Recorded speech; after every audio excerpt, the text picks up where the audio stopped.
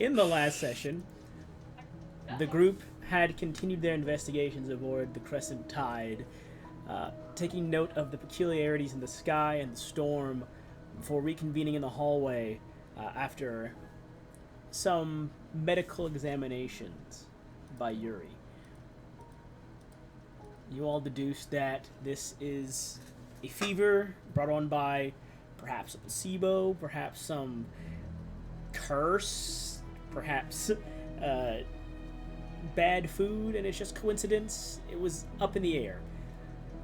Until people begin to jump overboard and kill themselves. And then you're like, okay, this is weird. Might not be just a random occurrence. People seem to be acting very much against what a healthy, sane person would ever do. You managed to save a handful of people yourselves before the ship was basically quarantined off to just the inner levels, where you need to have a crew member escort you all via rope to and from any of the floors. You thought it would be best to speak to the captain about the situation, and perhaps investigate this occurrence in the morning after a night's rest. Alexei was told that they'd be out of the storm by the following evening, and that while superstitions are definitely things that people aboard boats believe in, he is going to try his best to not indulge in that for the sake of his own sanity and that of the crew and the passengers. And so he said, we'll see how things pan out. I'm doing my best to get out of the storm right now. You may take your leave. Yuri had seen a woman's silhouette in the lightning just prior to examining the moon himself. Plenty of you heard voices. Sanity was reduced through a plethora of means, either by your own volition or by me asking very nicely if you would kindly will me to save. The following morning, there was no longer a storm. We were free of any rain or clouds or turbulent waters. And the moon itself was normal to those that had noticed things off about it previously. You all deduced that moon's haunted. For some reason, you all came to the conclusion inside of Yuri's cabin that moon's haunted, and that the archaeologist lady that is aboard the ship took something and it made the moon mad, and then it was gone and the moon was happy again. And so the moon must be haunted. Before you delve any further into insanity in this discussion, you all spent the remainder of the voyage hopefully relaxing, before you eventually found yourselves arriving in Gaspiage at Port Destiny. No longer being affected by winter, you are instead, or by summer, you are instead greeted by winter here in Gaspiage. And I'll put the date again in the chat. However, we pick up with you all getting your luggage handed to you as you walk down the boarding ramp off of the Crescent Tide.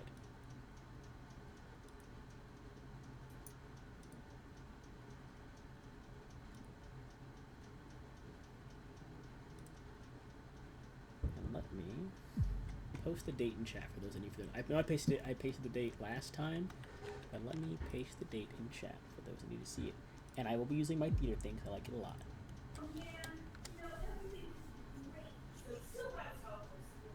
For those that need it. So don't zoom out when that happens. Makes it look funky. I want you. That's What? nice. Take your pills.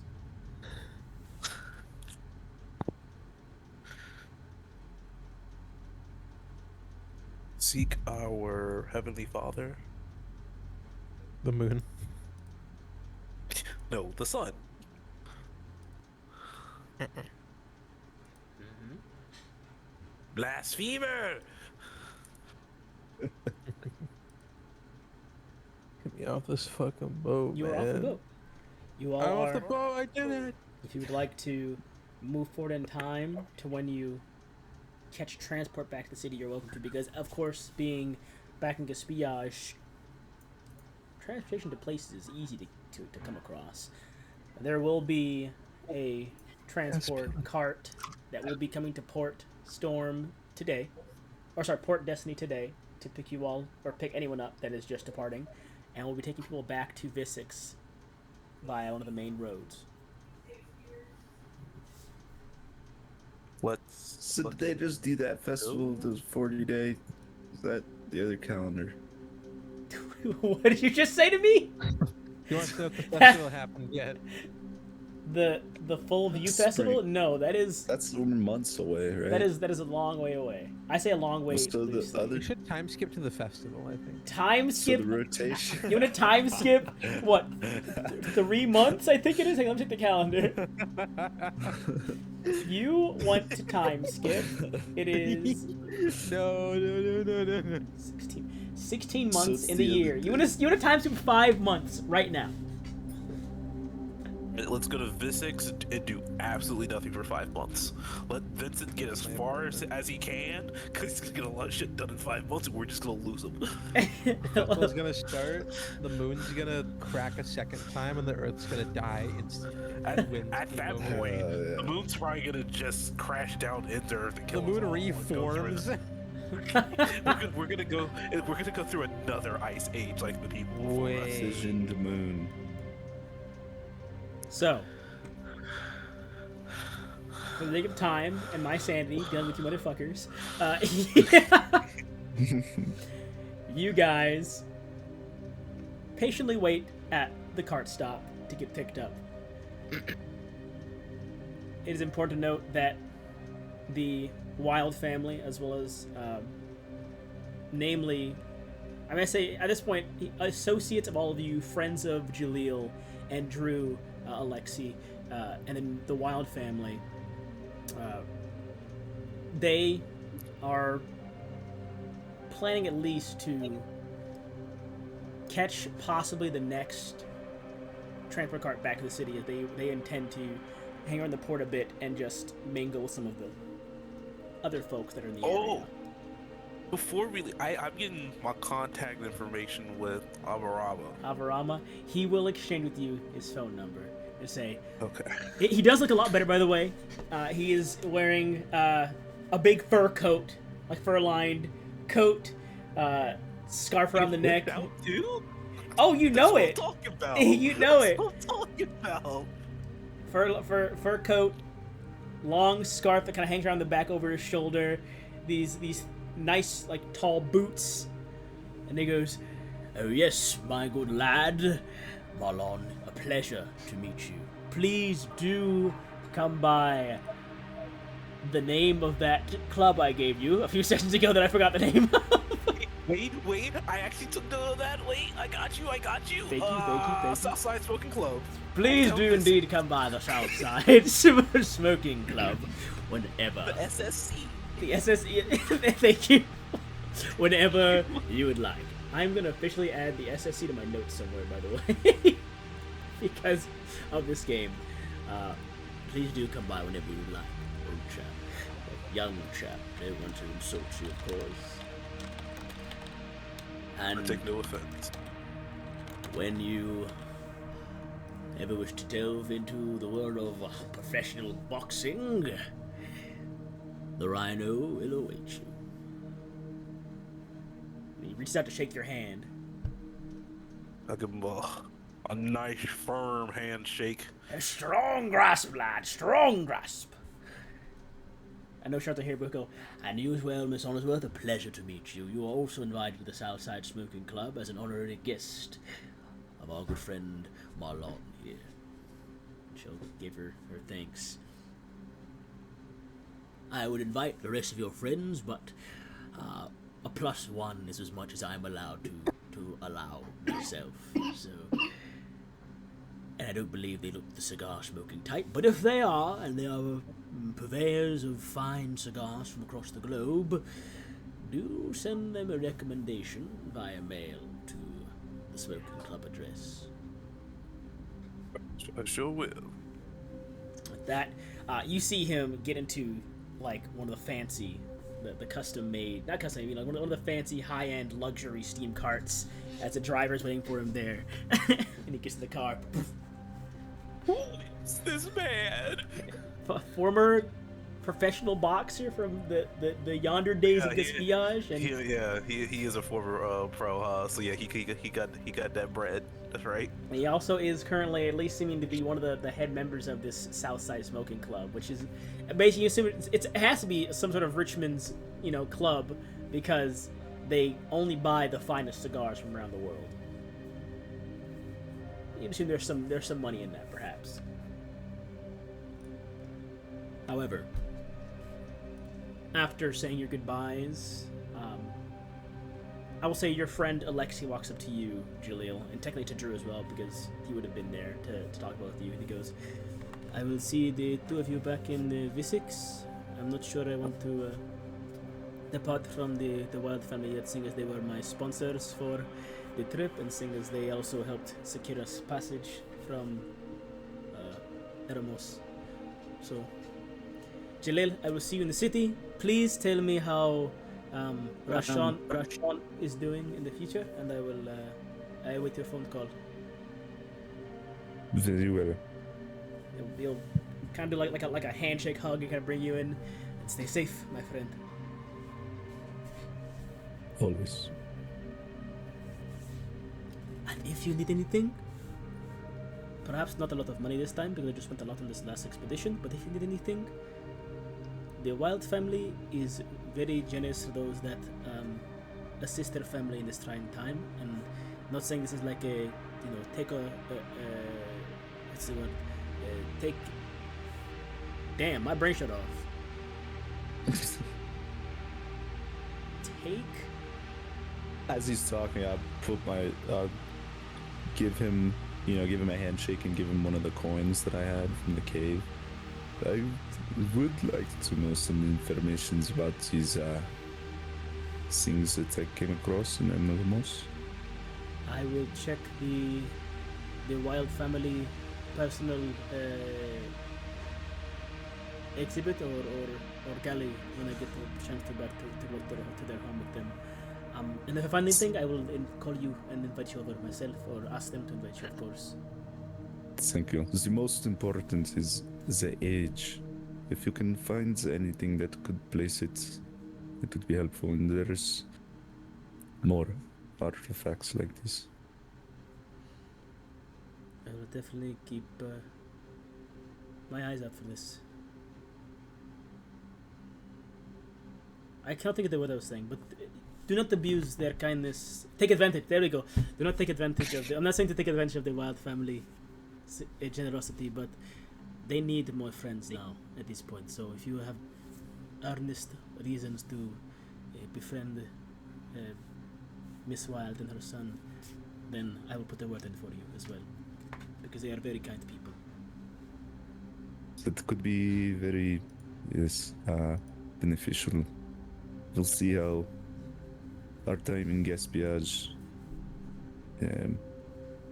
moves going forward. That we've got some loose ends to keep track of. He will nod, and he will look to Rashu and say, and to the rest of you, I wish you all safe travels as well, and the best of luck in your endeavors. If you need to reach me, Jaleel and Drew have my contact information. It was a pleasure meeting all of you on this voyage and flight and whatever it was, and I look forward to speaking and meeting with you all again should our paths cross in this seemingly grand game we are all a part of.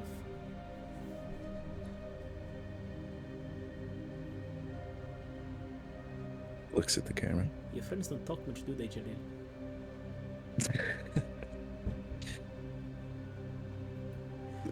Yes, I'm sure everybody is very tired from this long travel and everything that happens On with the the boat. moon. The It's- moon? Did you? Never mind. We'll speak about it. Because you said the moon, he said the boat, you said the moon, he's like, the moon? It will, yes, whatever this is, we'll speak of it in time in Visix when we meet again, my old friend. Patch on the back, Very well. and he'll turn back to the Wild family, who both give you polite waves. And around this time, say like an hour passes, like in the time between you getting off the boat and this conversation, everything happening in between, like an hour and a half passed in between getting off the boat, getting your luggage, and the cart arriving. And in that time, you guys kind of finally settle back down at the bus stop for about 15-20 minutes before the transport cart arrives, and you begin the drive back to the city. And it is, even though you are going by a vehicle, it is still a long drive. You will be arriving back in Vissix in about 6 days. 7 days, sorry, 7 days. 6.5, I guess then. The buses are, I'm making saying buses, but the carts are, they do have very long cushioned rows where it's enough for, one person to lay down, one person to sit if need be, or for two people to cuddle up and lay down if they really wanted to. But they are made for the longer treks across the continent. And so, you all officially arrive back in Vissix on this date. And as of this date, you have been gone from Gaspillage for 65 days.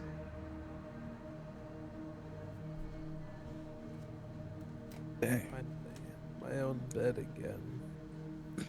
And I will move you all to the map. A nap. Vissix City map. Winter. Never before have the bright lights of a city seemed so alien. It has been well over 2 months since you left Gaspillage to follow Vincent, and in that time, no location has ever quite compared to Vissix.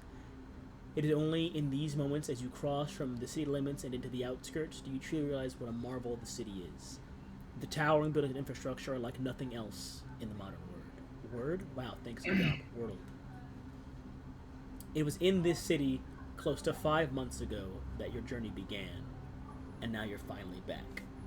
Home, family, friends, shelter, or at the very least, a good rest awaits you. Wherever Vincent has gone next is something you need to discover, but perhaps, if time allows, a bit of recovery is in order. And you all have time in Vissix to relax and recover.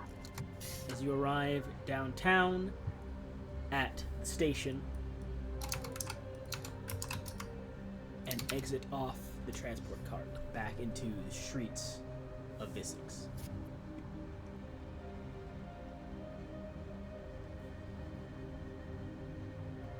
What would you all care to do now that you're back in the city? There is a plethora of places to visit, people to catch up to, resources to restock on. When's the last time we've eaten? You probably had like bus food, so like a plate of like hot chicken in a like a lunchbox with like some veggies and mashed potatoes. I'm going to the Moby Dick. You're going, all right. Is my leg? At least I am. I'm heading to an old school diner. Yeah, my leg's still injured. Is We're that gonna go to an old school At this diner. point in You're coming time, to the Moby but actually Dick this point in with time, I believe about this point in time, your leg will probably not? be recovered. Yeah. Because it was a week-long trip, I believe. Let's scroll up the injuries real quick. You injured your leg back in the split, correct? You Yeah. guys fell in the water.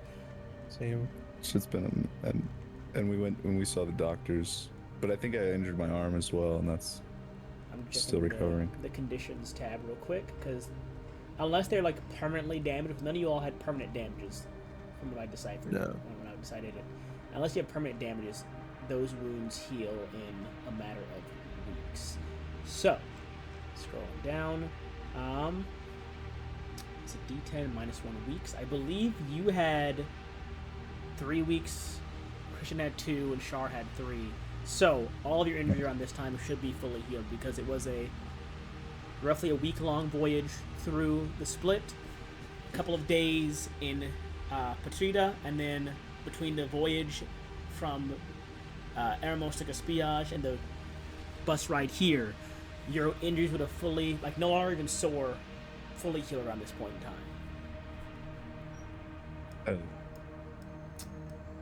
Marlon, you begin to head towards the Moby Dick. Is anyone joining Marlon? I'll join Marlon. For reference, it's my family's owned restaurant.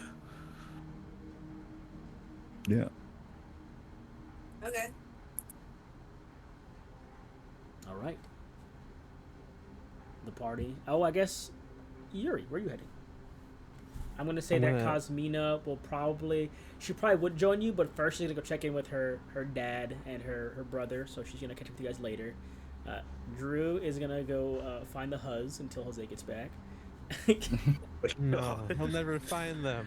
Nasir is gonna go back to their office because Naomi is missing in action, and until further notice, it's gonna be my prerogative that Nasir is going to try to handle things on a more law-abiding side of things. See if they can find any laws that would give them the most leverage in handling this situation should things backfire on your group. And so, Nasir, with that, backs out. But the rest of you guys head to Moby Dick. Yuri, I forgot you said you're doing what? I missed that while I was thinking of my Fucker notes. cut me off. You didn't miss me. Oh, I started did. talking. You're like, oh, by the way, everyone else is doing this. I had to forget. I forgot. I'm sorry. Continue. I'm gonna head to my place to change into a fresh set of doctor's clothing and go find some work. No, not in this game too. Dear God, no. Oh, you wanna know how to change that? I got it already. I already fixed it. What the f? Sorry, guys. Uh-oh. I'm so sorry, everyone. I'm refreshing the entire game. I'm not doing the that new right now. version of Foundry, by default, rotates the token to be facing whichever way you move them, assuming they're a top-down token. I am not doing that shit right now. Nope, not doing that shit right It now. looks horrible if you're using portrait tokens. Because the fucking circle just goes. Woo, woo. There you go. Why am I so fucking big? I don't know. You want me to shrink you? I don't think I've ever been this big on this map. I'm the set. Look at this. Ass The DM. size of the V, bro. Damn, you Is are. sex? Is sex? There you go. See, that's a bit more manageable. Now I can fit in my house. The rest of you, ironically, kind of head in the same direction as Yuri, but on different modes of transportation. But you do end up around here in Old Town at a small whale-themed diner named the Moby Dick. Entering Marlon, you immediately see your father behind like the small kitchen counter plucking off tickets.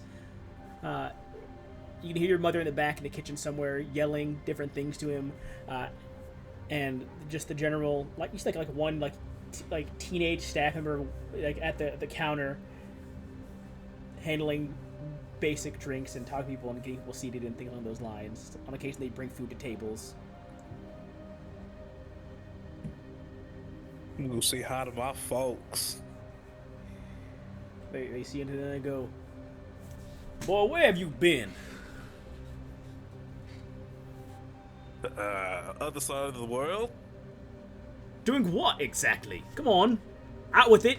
Your mother he leans back, calls your mother's name. She comes to the counter. Also, they both like lean like it's like a small, like you've all been there. Those small fucking windows where they ring the bell and the food is there. They're both like peering this little counter thing, looking right at you now at this point.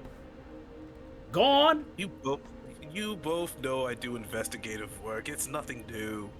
Across I'm just the world, following some- investigative work. Yes, I was. I thought you weren't a following cop some no leads more. from Norman. You remember Norman, right? I brought him in many times. So you're working with Norman again. I don't like that, man. It gets you into too many tough situations. Situations that I can always handle. Situation that I do not call your mother for almost a month now, 2 months now. Wait, I didn't have any access to a phone. Like I said, I don't like that Norman guy. Go on, sit down. Pick one thing off the menu to eat. Same goes for your friends behind you. Nice to meet you all, by the way. I'm Marlon's father. Hello. I am Alexi. You can call me Mr. Orthalamus, since I'm guessing Marlon is not the polite type. I like to have a Mr. used in my name. Mr. Bartholomew, I hear that you also grew up a fisherman. That I did. And I raised Marlon to be the same, but he got into law and fighting instead. I am a fisherman. A good profession, an honest profession. You hear that, Marlon? Your new friend's a fisherman. The boat's still waiting for you back home, should you choose to use it. Yeah. I like where I'm at. They slide you some menus, and we like having you home. Go and sit down.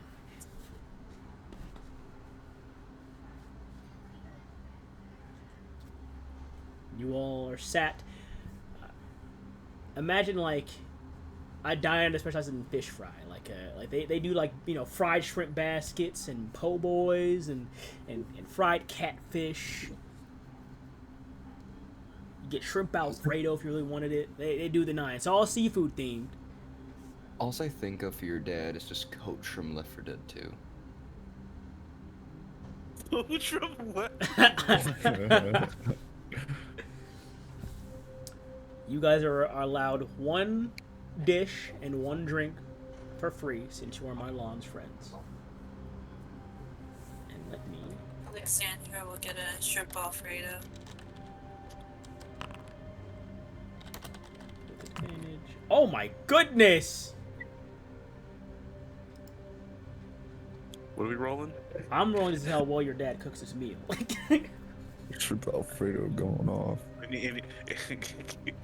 he's banging back there in the kitchen, right? He's Oh. whipping it up, right? Oh, so what do you all order? What do you all order? Just give me a broad... Ocean fish etouffee. What? Etta fucking what now?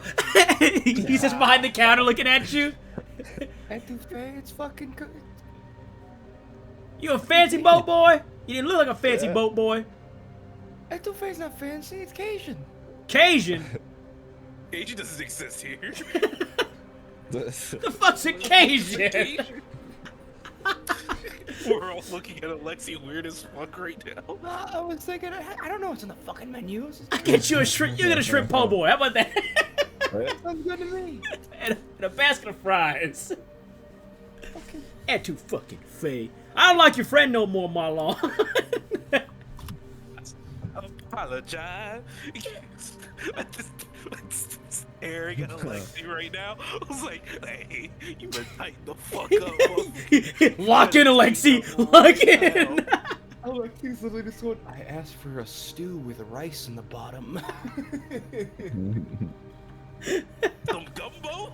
Some jambalaya? We got jambalaya. Is that what you want? Why'd you say jambalaya next time? We got you the jambalaya. Don't worry, baby. Etouffee my foot. I'll be your head. Yeah, so etouffee, for those who I know don't what it is. Yeah, it's fucking wonderful. I know what it is, but he's like, what the fuck? We fry fish in this bitch. You want etouffee? It's so good. Whatever you guys get, I will show you the roll. This is without modifiers. This is what Marlon's some dad got without modifiers. It might be some of the best small family diner seafood you have ever had in your life. Hell yeah. Right? Everyone's had, nothing can beat mom's home cooking. But if mama ain't home, you might want to come here from now on. That's how good this food is. Yeah. Alright. You might be calling Miss Othalamus mom how good this food is. It's great. Dang, we ain't there. No one is, that is my mama, motherfucker. I thought I was gonna have to call Gabe mom with the Do way he not. cooked that fucking catfish. I salute. The fucking chicken, dude. That shit was... Oh. But you all have, and these are filling portions. You guys are stuffed for at least half the day after having this food. Let me actually move time forward. The counter's not gonna be exact still, but let me move time forward when you would have been about here. Beep, beep, beep, beep, beep, beep, beep, bong, bong, bam, bong. You guys leave the diner just as sun is going down. Your father waves to you, Marlon, as the dinner rush is coming in. He's like, okay, love you, son. You gotta go. Dinner rush coming in. Move. Take your friends with you. Thank you for the food. It was delicious. I damn well know it was delicious. My wife made it. Thank you, Let though. me know if you ever need anything from the west. Oh, you a fisherman? Oh, honey, we got a new fisherman to bring us stuff. If you offer good deals, boy, you got customers here. You are local, and on local business, I'm sure I can make good deal. I like this boy again, Marlon. You keep this one around.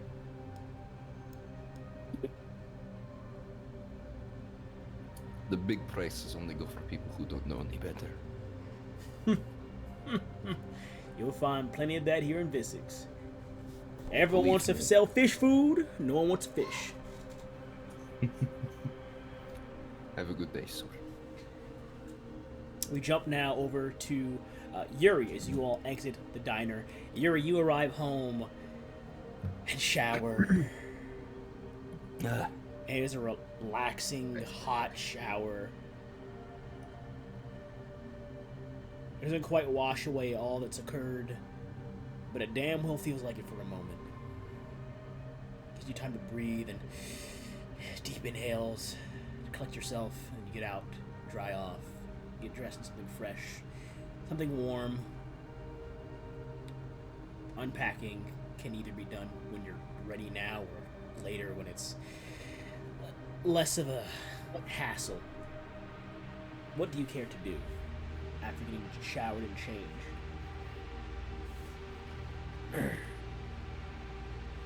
I want to go out and I want to do medical practitioner work.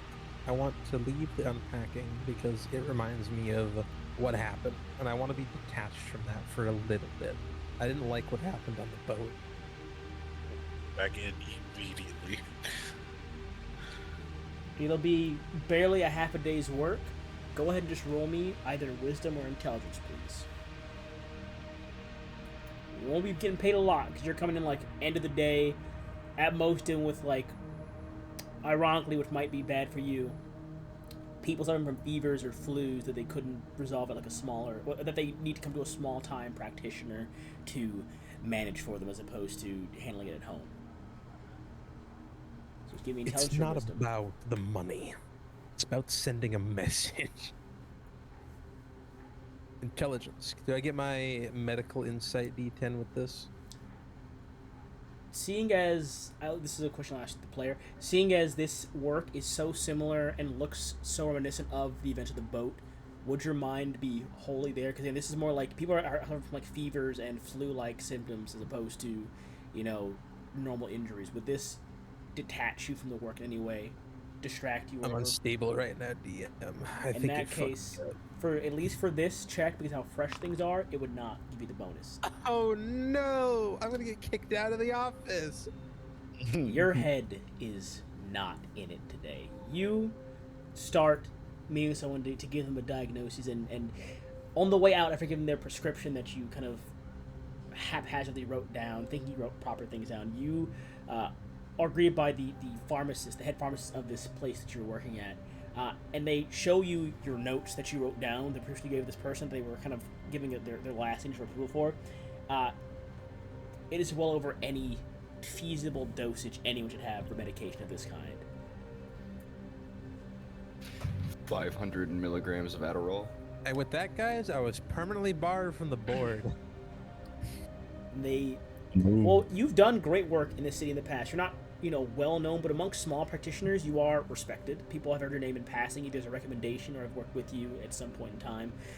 So this guy is like, look, I know that you've been away from home for quite a while. It's hard to get.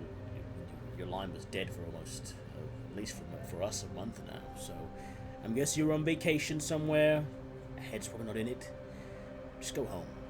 Enjoy being home for a bit. Don't go to work so soon. Go out with some friends, get some drinks. Enjoy just being back in the air of Visix again. Get it, let it all come back to you. But don't come to my pharmacy writing prescriptions like this again. He kind of crumbles it up and tosses it in the trash can. You're right. I should have just went to bed for the night.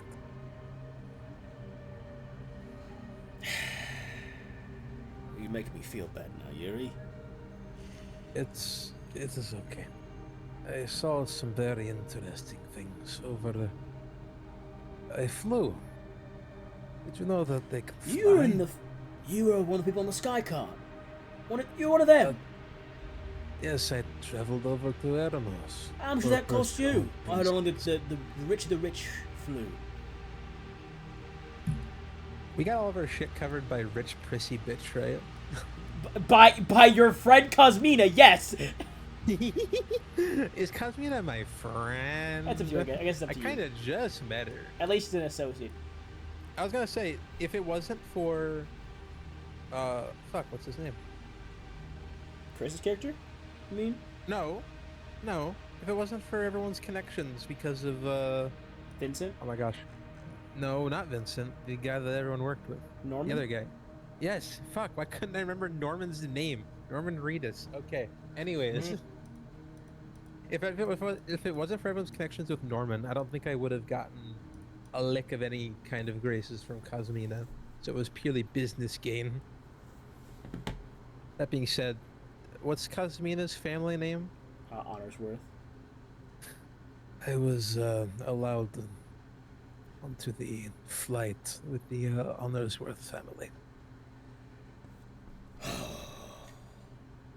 You need to get your head straight, Yuri. You got connections like that, do not squander them. They have connections to some of the largest medical facilities across Gaspiage. You don't have to work small. I mean, I know you enjoy the small time work, but you could become a consultant for one of those larger medical practitioner places or facilities around the city or the nation. Alright, man, but I can, in good faith, send you on anywhere, because I'm assuming they're going to ask for professional recommendations if you're doing work like this. Alright, you're a good man, you're a smart man, phenomenal doctor. Don't forget that. Yes, I need to remember what I am. You're correct. I've been drifting a little bit recently. Eremos was a strange place. Well, Right. take things from the culture that will improve you as a person, but don't let them redefine you. I think that is the best message as someone that's never gone overseas that I can give you. I will go home for now. I have some personal studies to do. He's your strong, one-handed pat on your arm as you walk out. Good man. I fucking. Stupid. Yeah, I go home. I go home and rest. I tried too hard. All right. Additionally, those of you that were that aren't like at a baseline of your sanity, those that have like any check marks on your kind of sanity meter. Where is it? Real quick. It has been about 7 days of no extreme situations. You all can remove one check mark off of your sanity tier right now. If you have any boxes checked, you can remove one off. No, I'm stuck. You gotta reduce my actual sanity type. Oh. Yeah. No, that still works, I believe. Let me see. Oh, it lowers me out? Yeah, it does. Oh no, I was wrong. I read my notes wrong. I just scrolled down like one page. I'm stupid. Unless you seek professional help, cannot change your tier of sanity, even if you're at 0 strikes. And I didn't. So whatever tier I'm of sanity, by the way, stuck. I forgot that. Whatever tier of sanity you guys are at, you cannot go lower than that unless you seek professional help. Go see a psychiatrist mechanic. or a therapist. Yeah, go see a therapist and talk about your problems. The moon haunts me. They also become insane and can no longer help you anymore. Why I become a cognitive hazard? With that being said, it is about 7 p.m. now on your first day back in Visix. What do you all care to do at this point in time?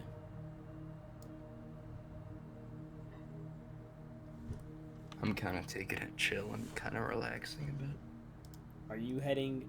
I believe you crashed at Yuri's place because your temporary stay you had from home was like... You booked it for that week when you were here, and then you got caught in the flow of things. You bet your ass I'm staying at Yuri's place. I'm asleep right now. He better be knocking pretty loud. Climbing in. No. No. Certified fucking Jaleel moment, breaking into Lucian's home through the window.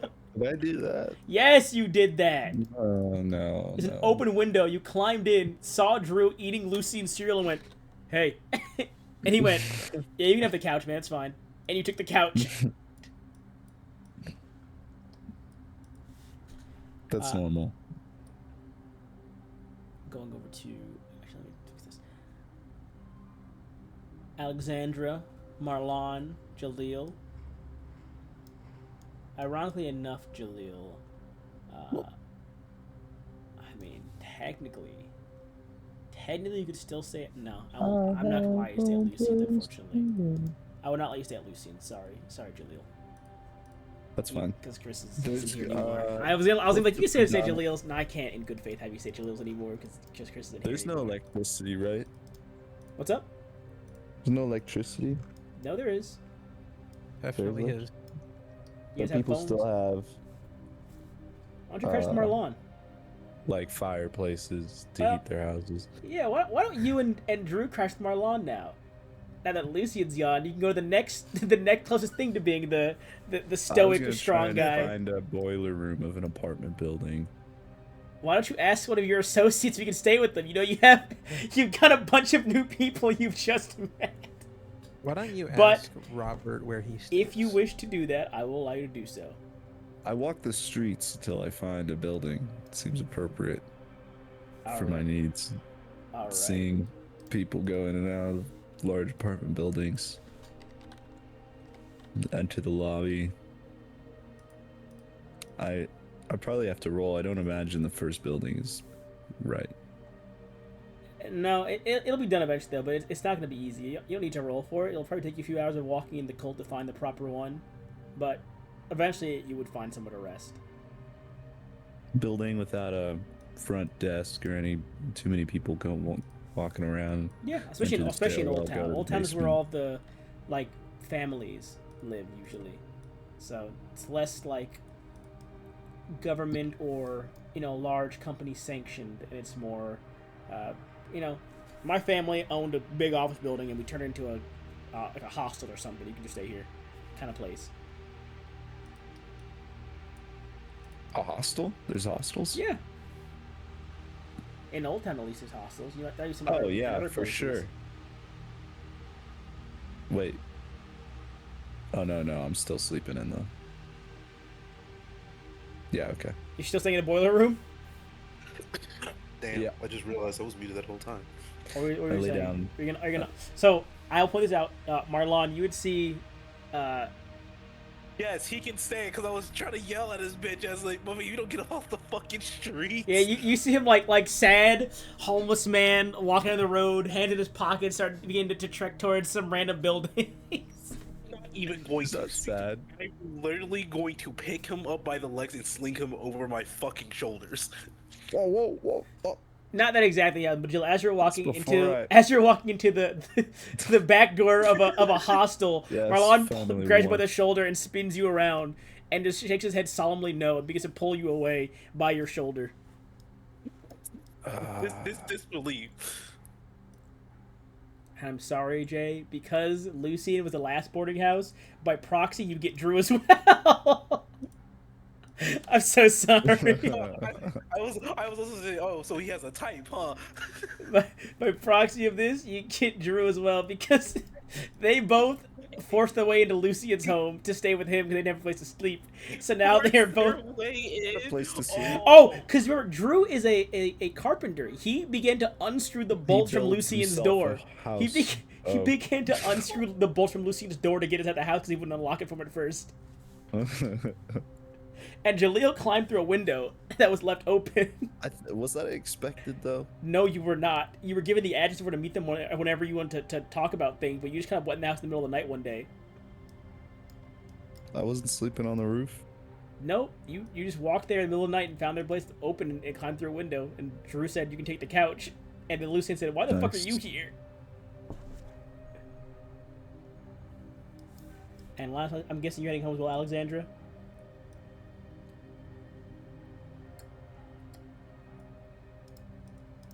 Lazy? Lazy was eaten He by got bees. mugged and shot in the chest. Just What eaten an by unfortunate bees. event. the hell just- So, the first night back in Visix comes to a close. You all rest the evening. Marlon, if you wish to describe your home to Jaleel as you walk through the front door, by all means, I know that you have a balcony that overlooks the city streets, but you know, what is this place like? What kind of house you rocking? What kind of house you rocking? Shit looking You know nice? how like always in like older movies, the detective that just has like that single bedroom apartment. You get the You just see cigar butts occasionally in some spots. I'm by all means I'm keeping that lore thing about there's a china cabinet full of cigars. We're keeping that down. All right, that's fine by me. So you walk into this one bed apartment, you find a sofa kind of sitting in front of or sitting beside like a small table with a lamp and like what is it called? A phonograph? It was called, right? The phonograph? That's what it's called. Yeah. Oh, there would also be an office where I would have done all my investigative work. Yeah. You see an office off to the side behind, kind of away from the living room. A small, like, L-shaped kitchen in the corner, just next to a balcony that has another cigar tray and a small coffee table. And then, of course, the bedroom beside the office, which looks to just have a bed, dresser, and then you can assume the bathroom is probably within the bedroom itself, most likely. Very small, quaint place. Drew immediately takes the couch. And I will do what Jose would have done, because he did the same thing at Lucy's place. He takes his socks off and puts them on the coffee table. What? That is Wait, what he he did. does what? That is say what that he one did at more Lucy's. time? He took his socks off and put them on the coffee table. I will actually Why? smack him in the back of the head if he does that. It is important to note that Lucian shot a bullet at Drew and he did not flinch. He left his socks there. Drew will leave his socks there. If you smack him, put him on the floor underneath the coffee table. Fine. I don't want them on the fucking table. And then Jalil, like before at Lucian's place, you take the small, like, lazy man chair off by, like, the window. However, you are, like, 2 stories up as opposed to being, like, ground level this time. You're, like, 2 stories up now. So you can get, like, a better view of the street and the lights and the cars driving up and down the road. Okay. Yuri, you are woken by the loud banging on your door of someone, at your door. Well, surely they're finally here to get me. I go to the noose in my closet. No.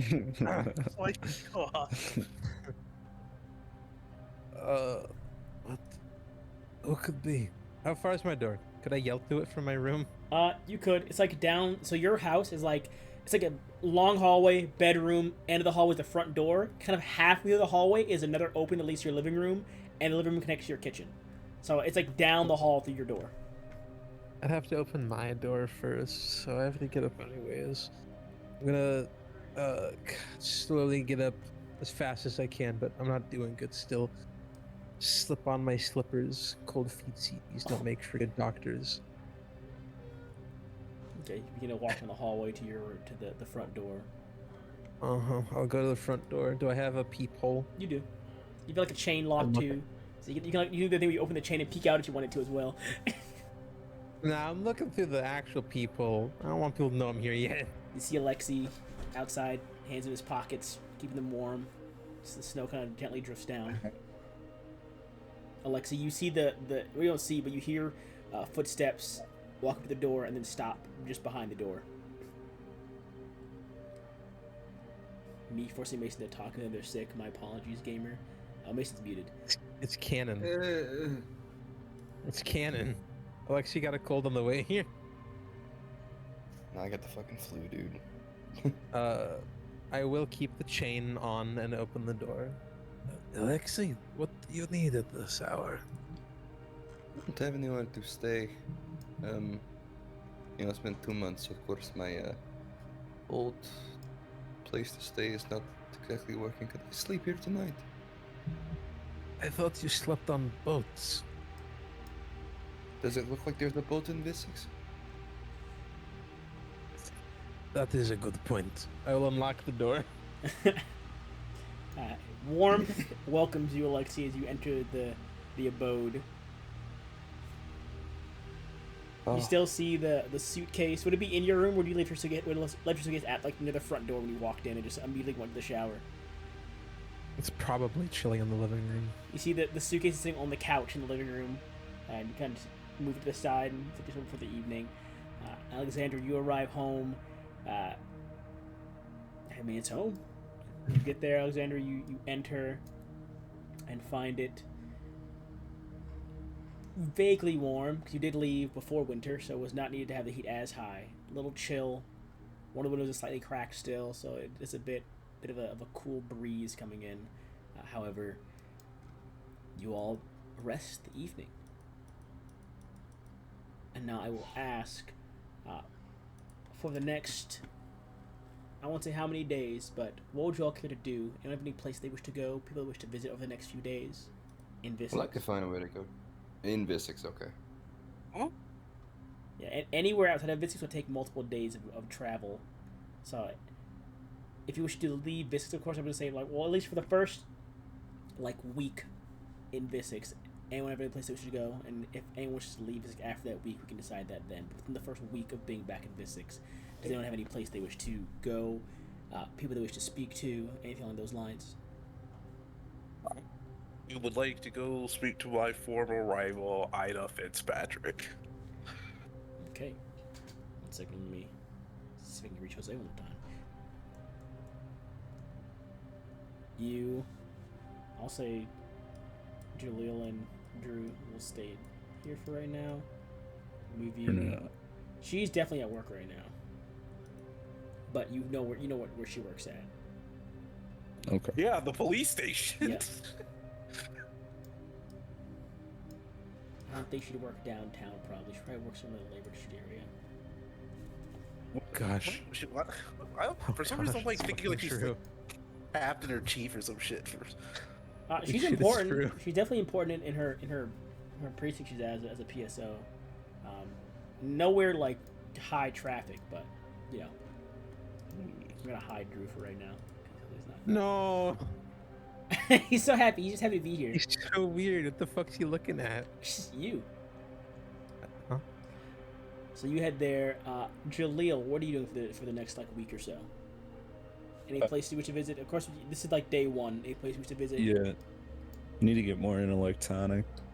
All right, you head to the Northeast The District. town. I know where you're heading already. I already know where you're Yeah, heading. I know you head to Dr. Bixby's Pharmaceutical. I already know you heading. Adam, The Saturnburger. I'm guessing. I don't know where Lizzie's right now. I'm gonna guess Alexander's gonna head to work for a bit now that she's back home.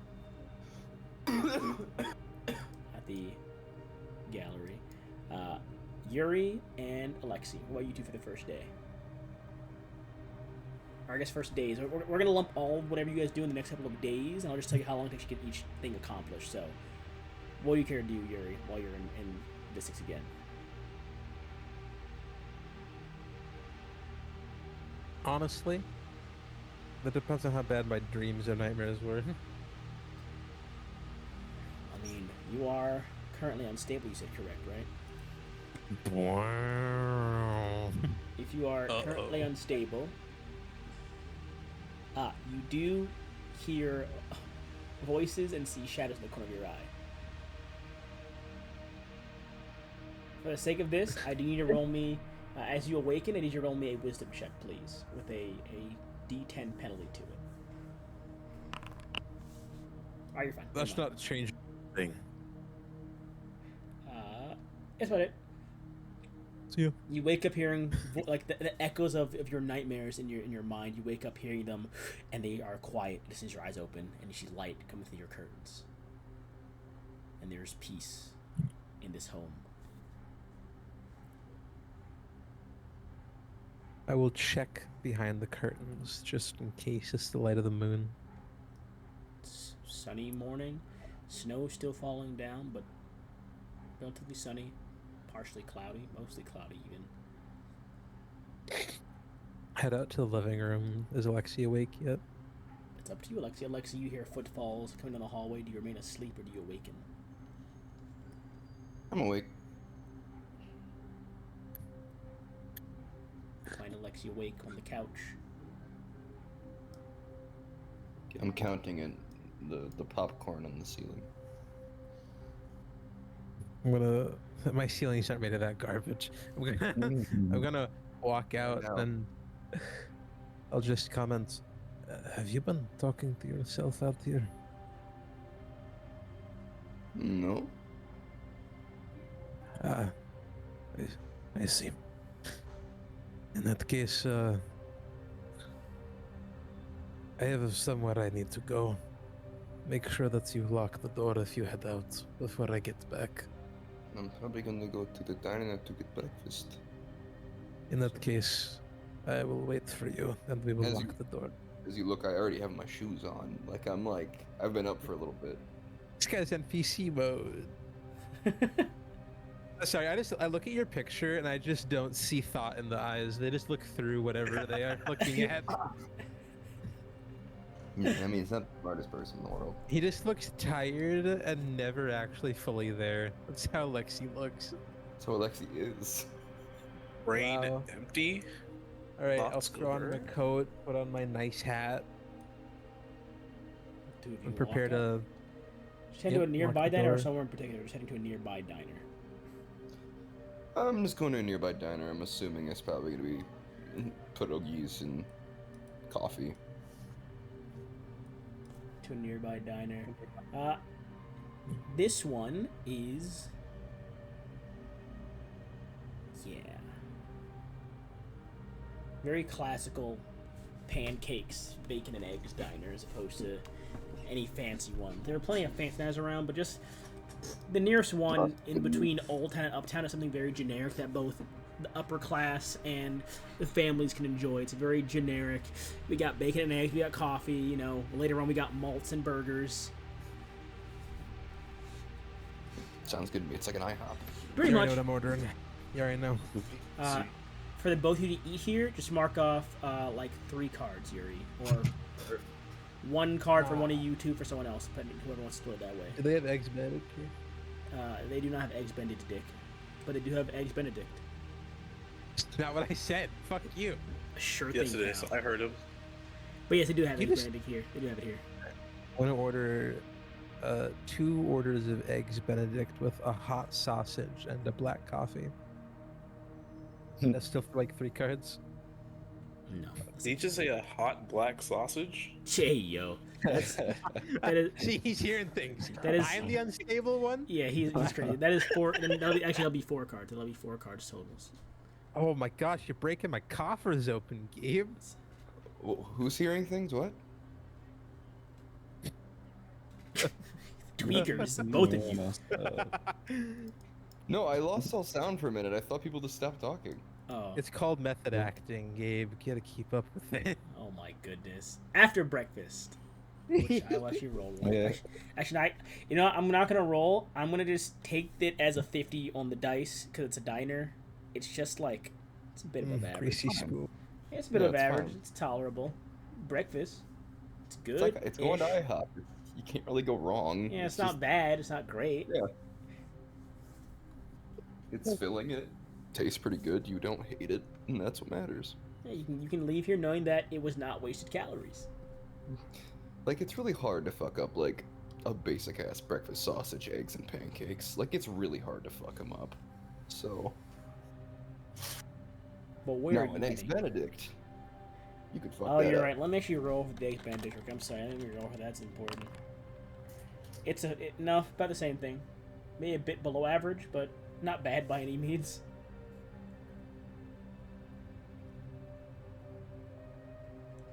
However, where do you head, Yuri? Because you said you're heading somewhere for investigation. So I'll ask where you're heading first before I jump to someone else. Oh, not investigation. I'm gonna go see a professional. Oh. I'll send you. Do you want, like, high class professional or, like, a more warm welcome professional? Like Someone some- that's gonna listen to me talk about the moon and not putting me in an institute. You want to go to Old Town then for Yeah. The people uptown, some of them will have government affiliation. They might not work for the government, but some might be able to be like, this guy seems like a threat to himself and others. I'm going to let the PSOs know to keep an eye on this guy, and if I give another report, then send this guy to the interstate, the psych ward for a bit. No, I can't play Yuri for like 3 sessions. Alexi, where are you heading? Yuri catches, well, I guess, do you have your own car, Yuri? Not never. We took Norman's car to even get to Right. that place over there. And you returned that to, wow, Yeah, we brought that back. Elizabeth. So, Alexi, where do you head as Yuri catches one of the transport carts heading similarly further south into Old Town? I'm probably just gonna keep moving. To where? You gonna go to the park? Yes. Wanna go to the park or something and chill at the park for a bit? Yeah, I mean, I'll be dead honest with you. I don't, like, especially as Alexi, I don't have really anywhere to go. I'm in the middle of a Library. city. I don't read. Picture books. Oh, you're illiterate. Not necessarily. The No, native no, letters. It's okay to be illiterate. I There. can read.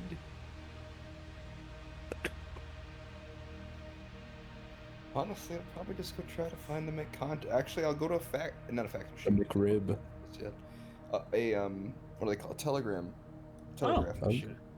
No, Nice. go telegraph my family. Oh, you have been off the radar for almost about 2 months now. This is true. So you head there. Alexandra, I saw that you were AFK here, but Lizzie, are you heading to work? Because you're back in the city, you could go back to work, or you could just spend the week you're here, or at least one of the weeks you're here, just relaxing. I would go back to work. Okay. In that case, I will roll 6 days worth of work for you. To see how much. Oh no, I forgot you work for a government building. A government building. Government. Sorry, they're shut down right now. Not here. They Yeah, are. We live in a fine. utopia. Utopia? Utopia, the moon's making us go fucking crazy. Womp womp. I know goddamn well you did not just walk. I know damn fucking well you did not just walk. Fucking walk. Oopsies. I hate you. I'm going to beat you up on Saturday. Oopsies. I'm Oopsies. going to beat your ass. My fault. I sorry. Okay. Just one thing. Okay, so.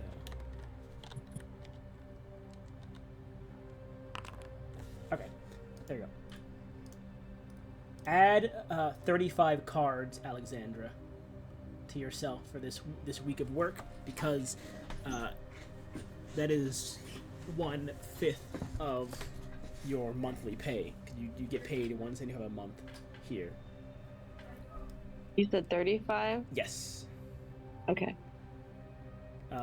Jaleel, how much electronic are you buying?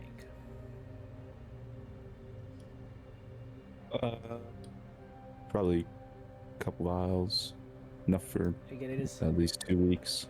up price here because you're back in Gaspillage, so that will run you for 2 weeks.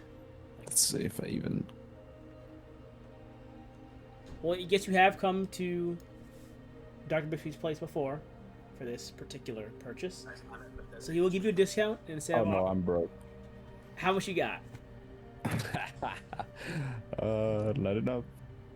I gotta wait to hear back. Who was I talking to? Who's the friend again? We Which split paths with that went with the family. Oh, that's I need the Alexi. family. It's weird saying it's Alexi. Okay, I wrote You the know- right. Okay, yeah.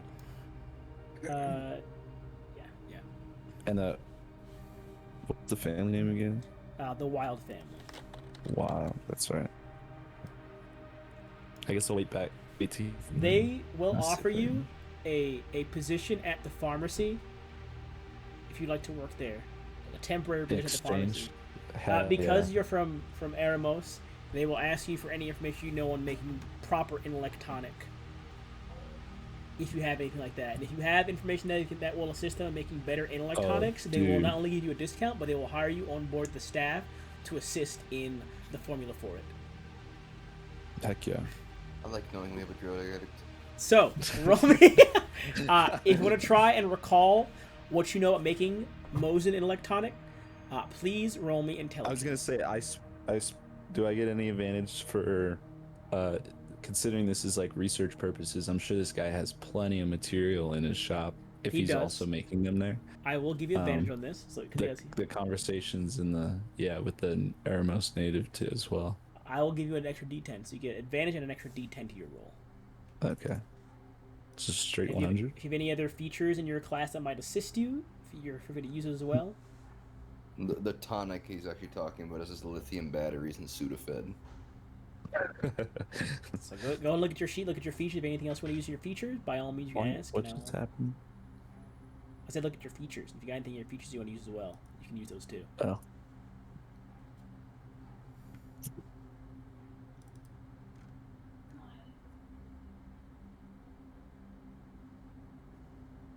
Dart?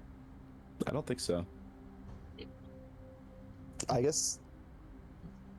Oh, I can use my. Yeah, I do have one that can give me another D10. Specifically, my path savvy. Oh yeah, no, that'll Call the work. history of an item. Yeah. That'll definitely work. Okay, that'll Creation or discovery. Yeah. So 2d10s. Yep. And an So- advantage. Yes, indeed. Give me that roll.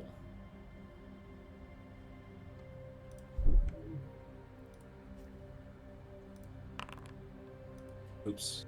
Well, that's fine. We can take the higher of the two. The higher of the two is a 75. Oh. So it'll be 75 plus your intelligence plus 2d10.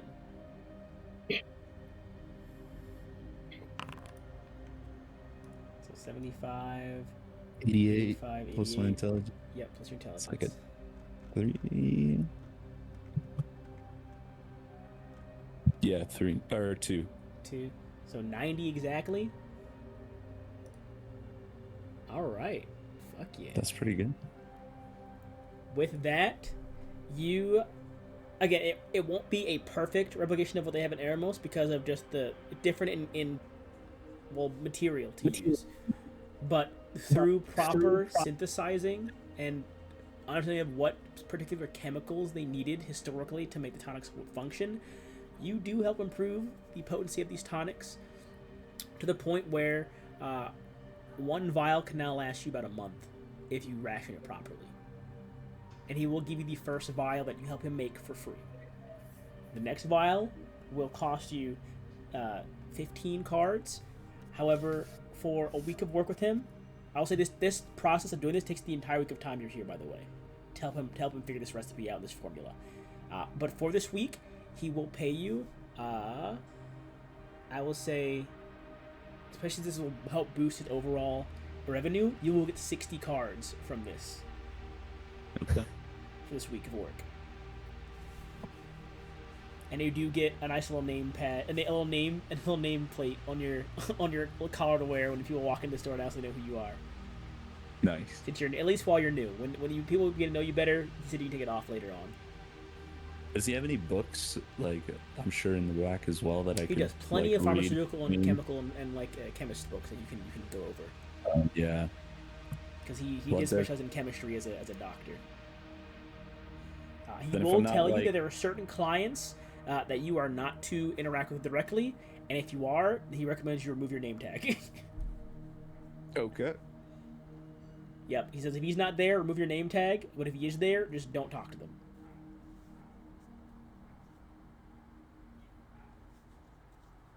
But yeah, add 60 cards, add 1 tonic, which will last you a month, and if you want to buy another one, mark off 15 cards to buy 2 tonics, which will last you 2 months. Yeah. And make sure you specify that these are, just put in Dr. Bixby tonic is what you should put in there to just so you know the differentiate the two of them. Yeah.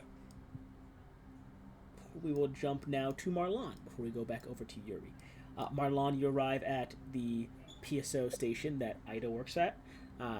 You find her not pacing, but helping deliver paperwork to one of the nearby offices. She spots you. She stops. She stares at you for a long moment. And goes, I give her that fuck? What, the dude from Kings and Damn. Queens Shrug? You know the meme, right? I do.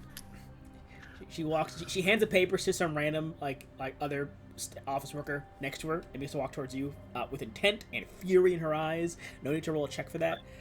She looks at you and goes, Marlon, do you want to explain to me why I got a call from you in Eremos and Petrida to get proper clearance for... I mean, we talked about it over the phone briefly, but to get you clearance to talk to someone in a, essentially a psychiatric ward? And why I had to verify and vouch for you in that regard as you being law enforcement. Do you want to explain to me when I said to not get involved in foreign affairs?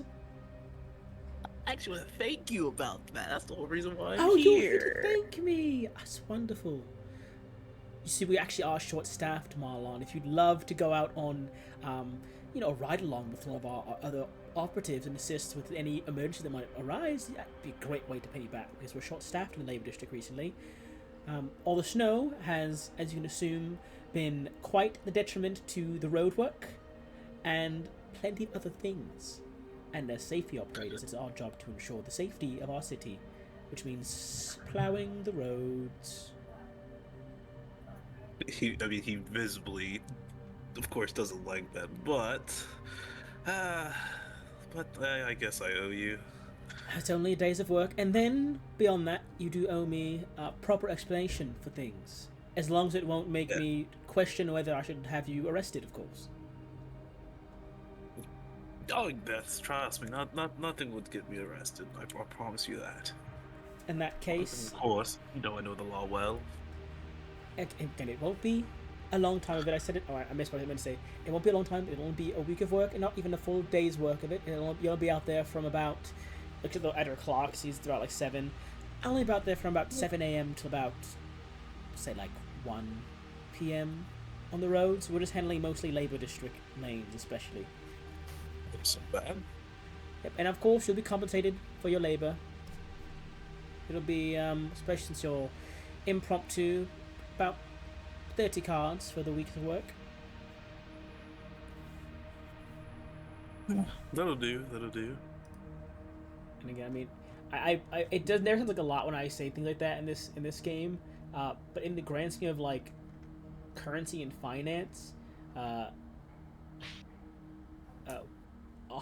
US in this same kind of era of time frame.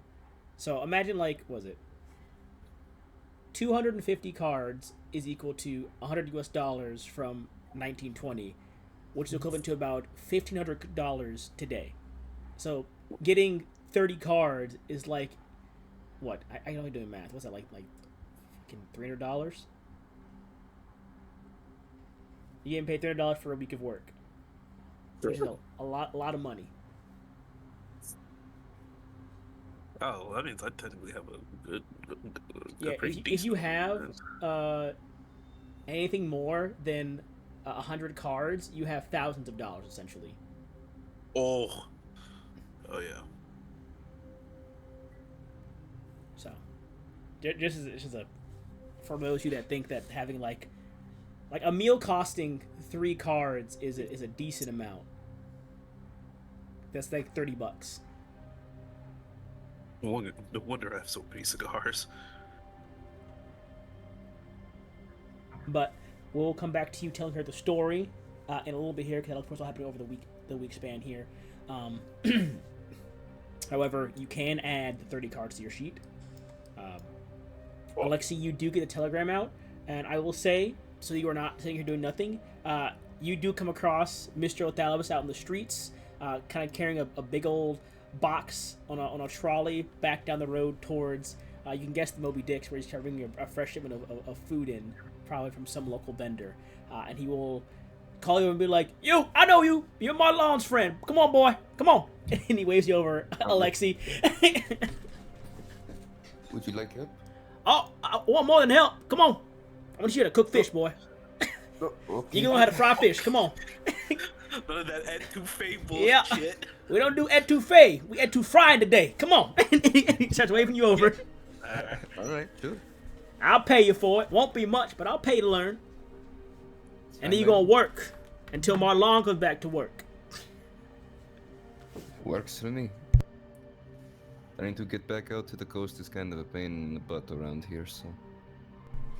You seem like you don't fit into the big city, and it takes some getting used to. Marlon, luckily, was born in a small city, but grew up in bigger cities after we moved. But I could tell right away that you were not a big city man, which is why I think having you work at a small family diner might get you more acquainted to the people and the culture of this.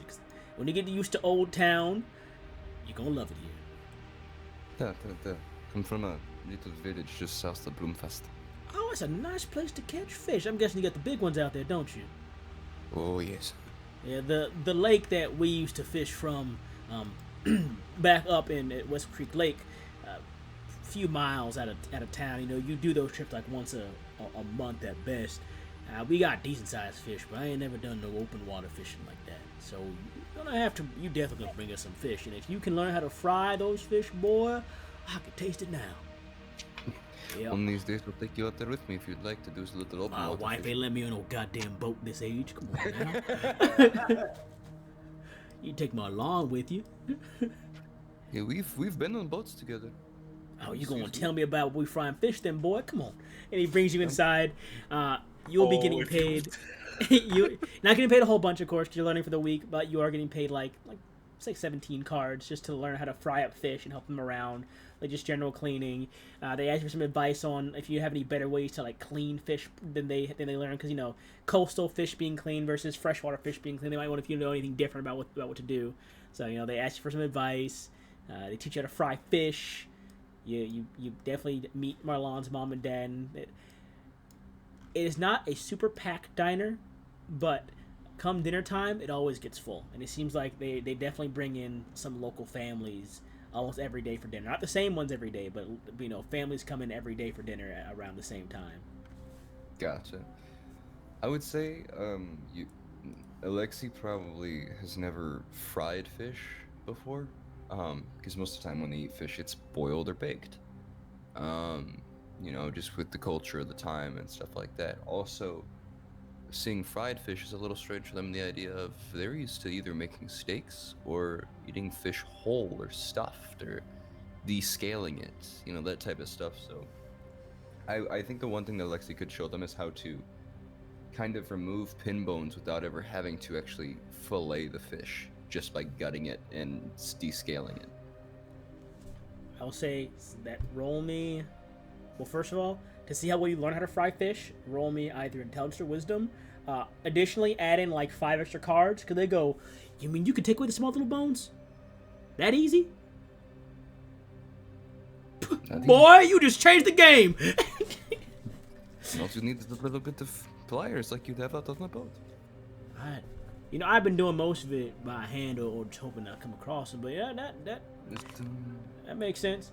It'll take you a bit longer than a week to learn how to fry up some fish properly. You learn how to fry it, but it's like baby's first fish fry. Yeah. The skin half falls off one of the pieces, you know. They're like, I mean, it smells great, but it ain't crispy.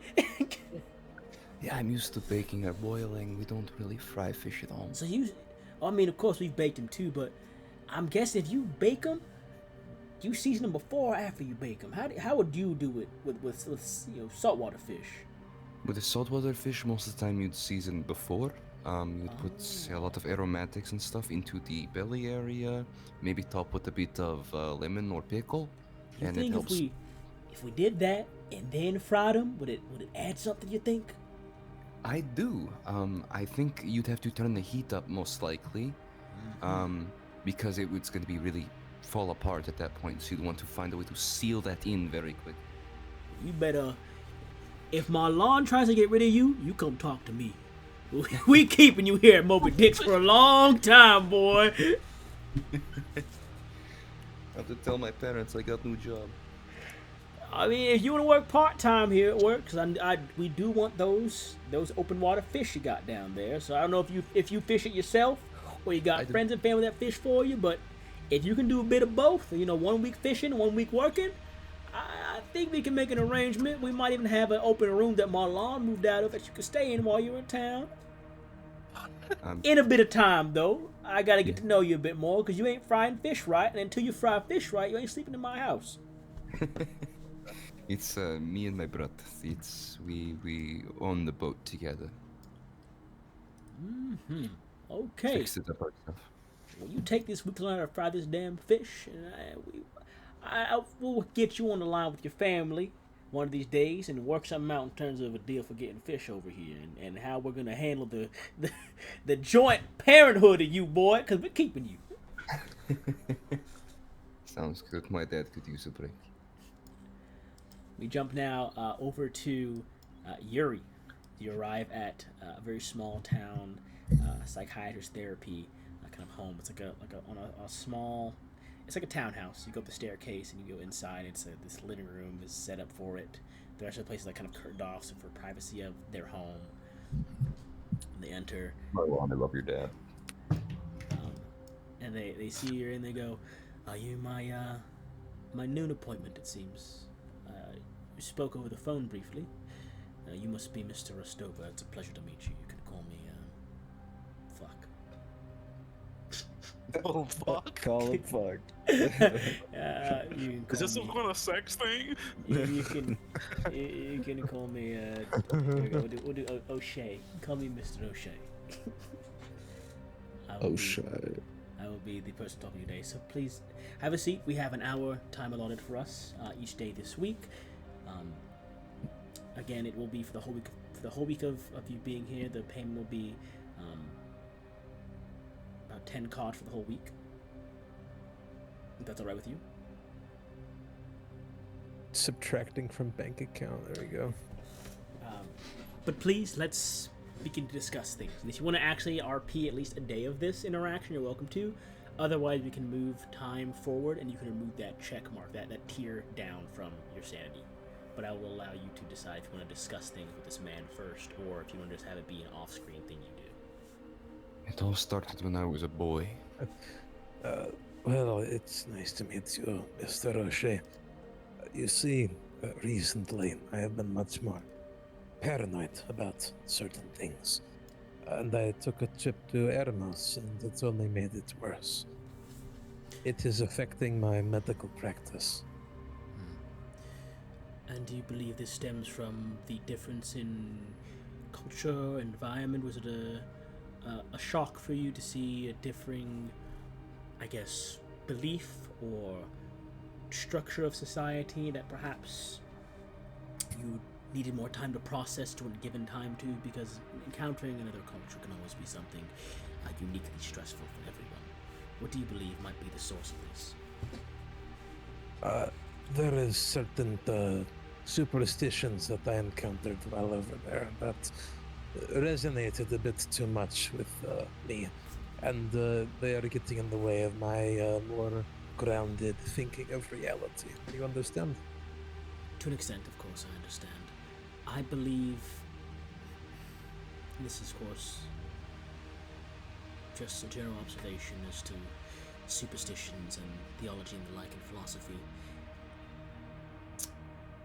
Those things only hold as much power over you as you allow them to.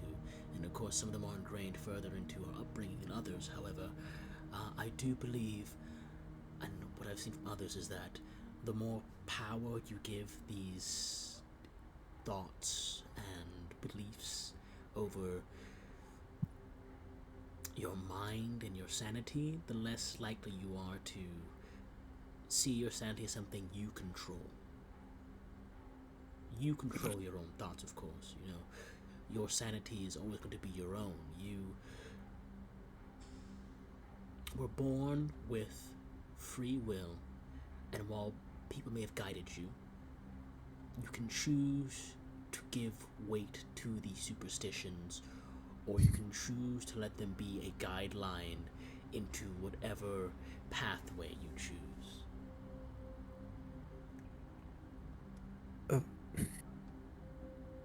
But what do you do? What do you do when your mind subconsciously keeps bringing you back to these things?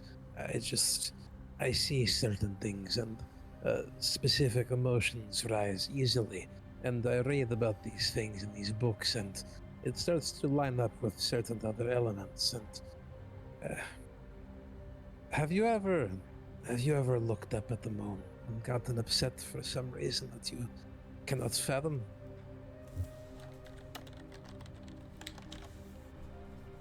Let's keep this focused on you currently.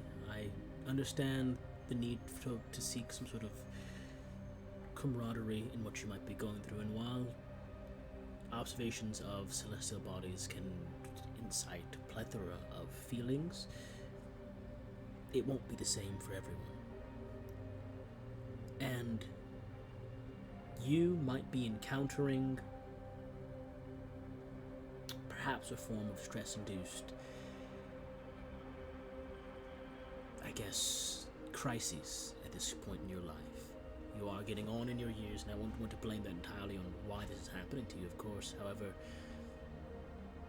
encountering high-stress activities and have them coincide with research and superstitions that you might have held true to yourself might make them seem more real than they actually are. The best thing you can do is to write them down and reflect on the origin, why it happened, and point out the small pieces where you might realize this event occurred because I did this, or because I believed this.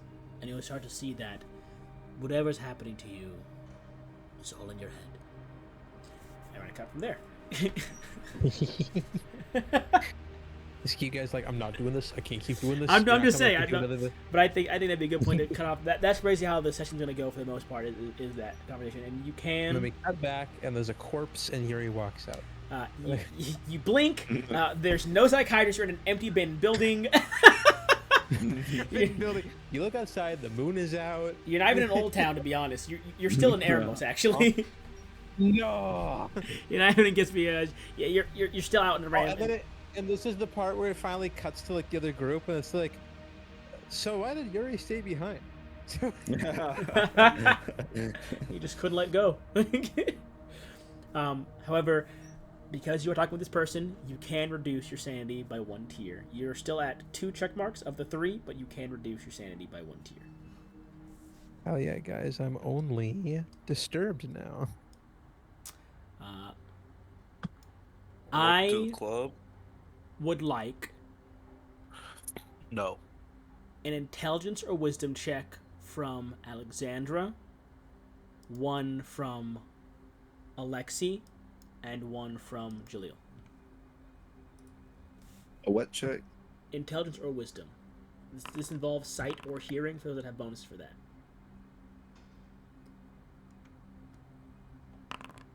Let me add my bonuses. Oh. I get 2. Okay, so we're... Maybe does Robert give Jalil like bonuses? No, he's a fucking squirrel. No. Yeah. If anything, it's a fucking disadvantage. I swear to God, if that fucking squirrel eats anything in my apartment, I'm shooting it. 61. Only I got food for 61, him. 77, 11. Squirrels are people too. 61 total. No, they're Okay. not. Yes, they are. And then I will do this. Okay. Alexi, while you are out, kind of throwing out trash out back of the Moby Dick right now, you're out there throwing back in the dumpster. It does, of course, face near-ish an alleyway, kind of towards a back road where you can assume like the garbage truck comes in to get the pick up the trash from the many dumpsters out back in this row of buildings. You catch the faintest glimpse of like someone you think is watching you from like way down the alleyway and across the street on the opposite side of the road as cars are driving by. They're kind of just sitting faintly in the shadow of like an overhang, looking your direction, trying to look inconspicuous and doing a good job at it to the average observer, but you barely manage to catch this person staring a bit too long in your direction. Mm-hmm.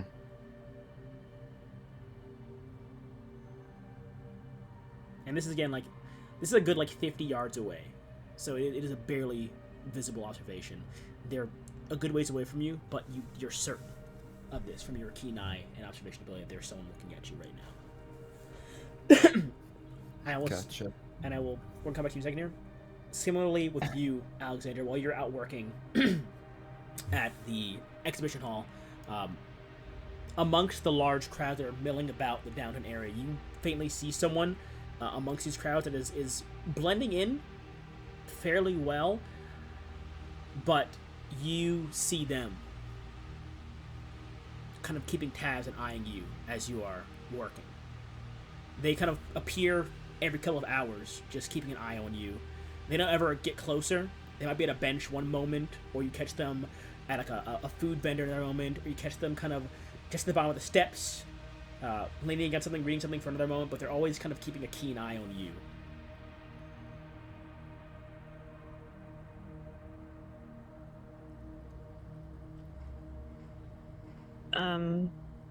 Are they close enough for me to take a picture? They're maybe like 25 yards away. You could take a picture, but you'd have to know when the film is produced, or you need to take time to actually analyze where they are in the picture. Like it'd be kind of like a Where's Waldo thing. You could take the picture of it, but it'd be a picture of a large crowd of people, and only you would know what you're looking for in the picture at the time. You should point at them and sprint.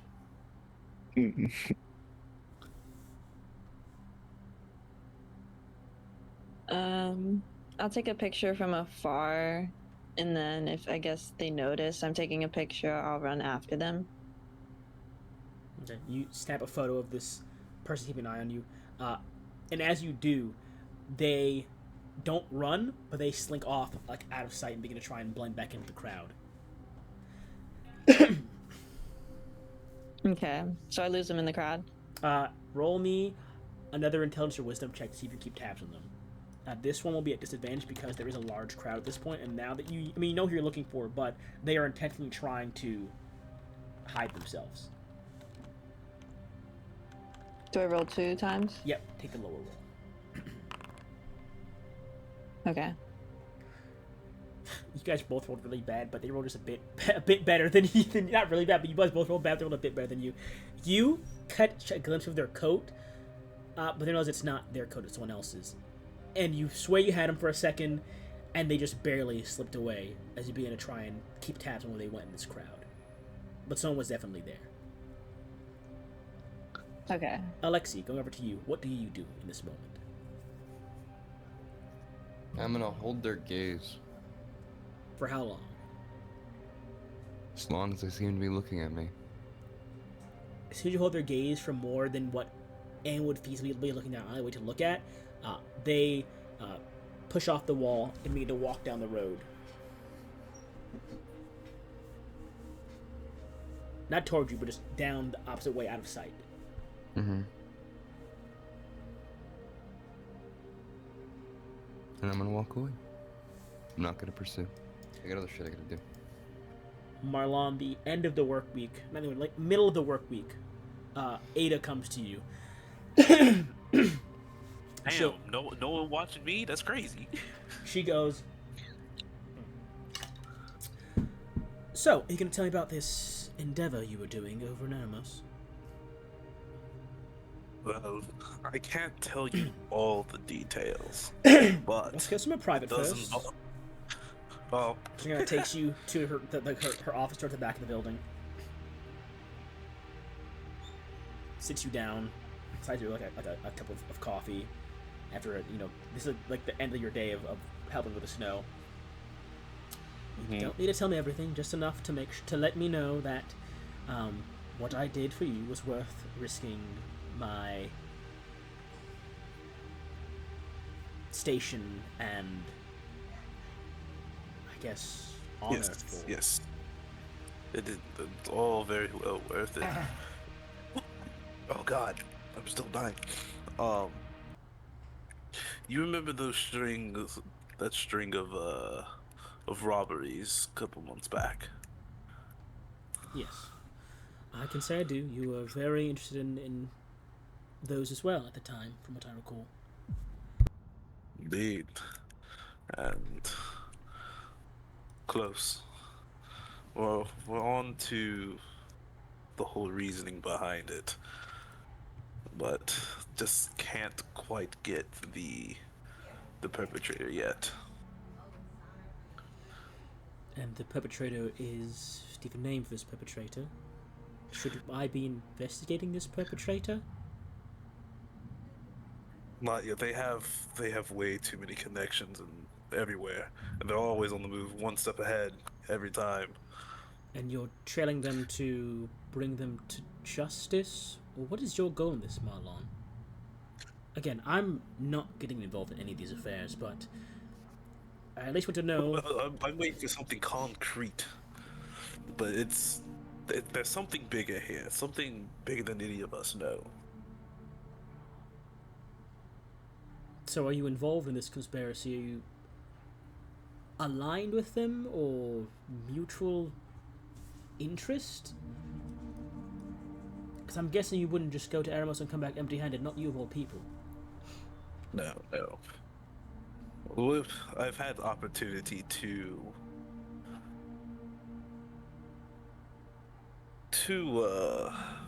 capture them, but with everything going on, it just hasn't proved it. She puts a hand up to stop you. Hold on for a second. She leans back over her shoulder, kind of opens the blinds to her office window, and you can see someone begin to bolt away from the back window. She'll try back to you. Were you being followed? It's possible. Shit. I wouldn't put it past them. Shit! For the sake of this discussion, Marlon, she gets right up like a report on her desk. I will say you were speaking to me as a friend and not as an operative of public safety. And for your for your benefit, if I'm questioned on this, she hands you a piece of paper.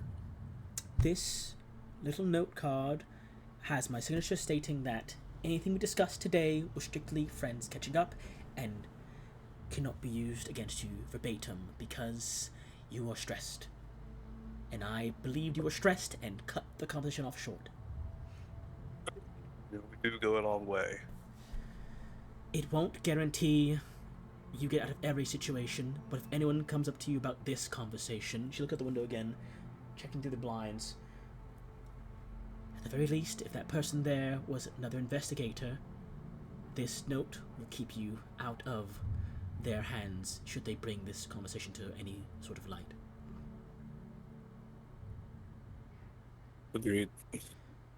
If things get worse, Marlon, as a friend, just stay safe or drop out.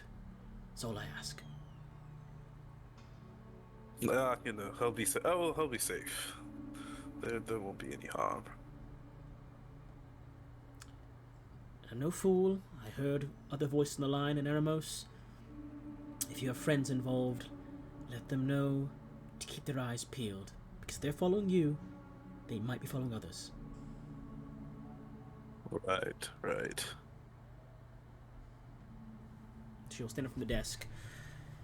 Thank you for your help this week, Marlon. And for the story, I will consider we are even from this point forward. I extend my hand in gratitude. Gives you a hug. The fuck are you doing? You are a detestable, intolerable prick, but you're still my friend, Marlon.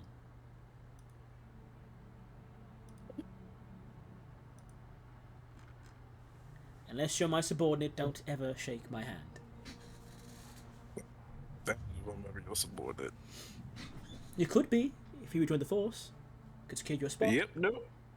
Oh, come on. I can begin writing the paperwork right now, actually. She sits back down. Yep. Begin to exit. Where do you head? What's up? Did I by chance get any a look at the guy who bolted out? Roll me either intelligence or wisdom, and I will say subtract 2d10 because it was very faint through the blinds. And he ran within seconds of it opening. Like, he was there, he kind of like... It's like, I mean, we've all seen the Attack on Titan scene where Mikasa looking through the fingers or whatever, or like staring at Ryan or Bertle through the fingers of the Colossal Titan or whatever the fuck it is, looking at Eren. It's like that scene. They were like looking like eye to eye through the thing for a second, and they ran away. Yeah, I ain't see shit. The most you got is they are in winter clothes, but that could be fucking anyone in the city at this point in time. But where do you head to next? At this point in time, it is 17. it is Instead about of- noon today. Noon? I guess no, sorry. You for your work today to end, it's about like 1:30 after your conversation and the work today to end. It's about 1:30 for all of you. You'll say this is the last day of your sessions, Yuri. The last day of you working with the Moby Dick with Marlon's family, Alexi. The last day of your kind of first temp week at the pharmacy, Jaleel, and the last day of the work week for you as well, Alexander. What do you all wish to do as this first week comes to a close?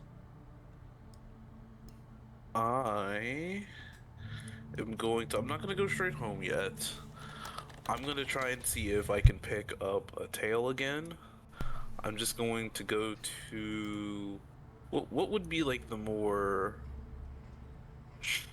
Nah, not necessarily a shopping district, but like an area where it's not like crazy busy, but there's like stuff to do around. Like some shops over there. Probably Uptown for high-end shopping, Old Town for more community-based like locations. Okay, then I'll go back towards Old Town. I'll just keep things slow. Try to just watching over my shoulder, but not make it like obvious that I am.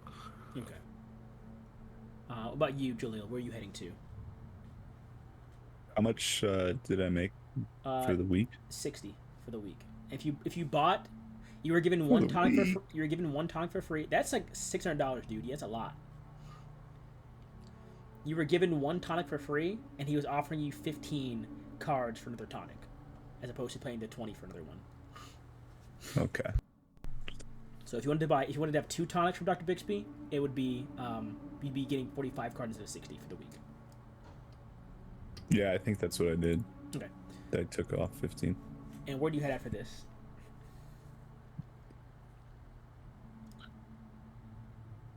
It's been some time since you've heard from. I mean, I guess it's only been a week. It was a week-long ride for you guys to get here. So if your friend Alexi left the dock even a day after you, he would just be getting to the city today, if anything. But it has been some time since you spoke with the rest of your associates from Eremos. And it has been, of course, a minute since you had any communication with your friend Alexi because of just them departing the docks later than you.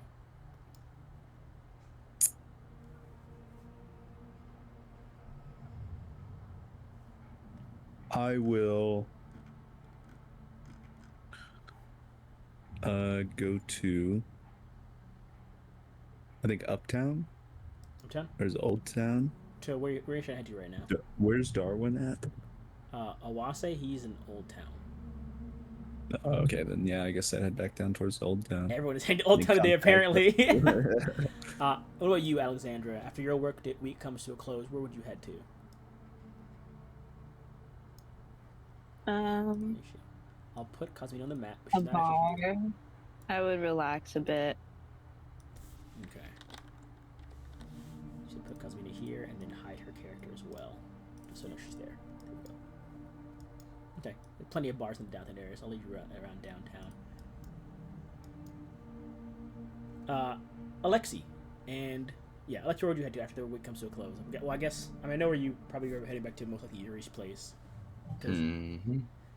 Yuri, where do you head to as your week comes to a close?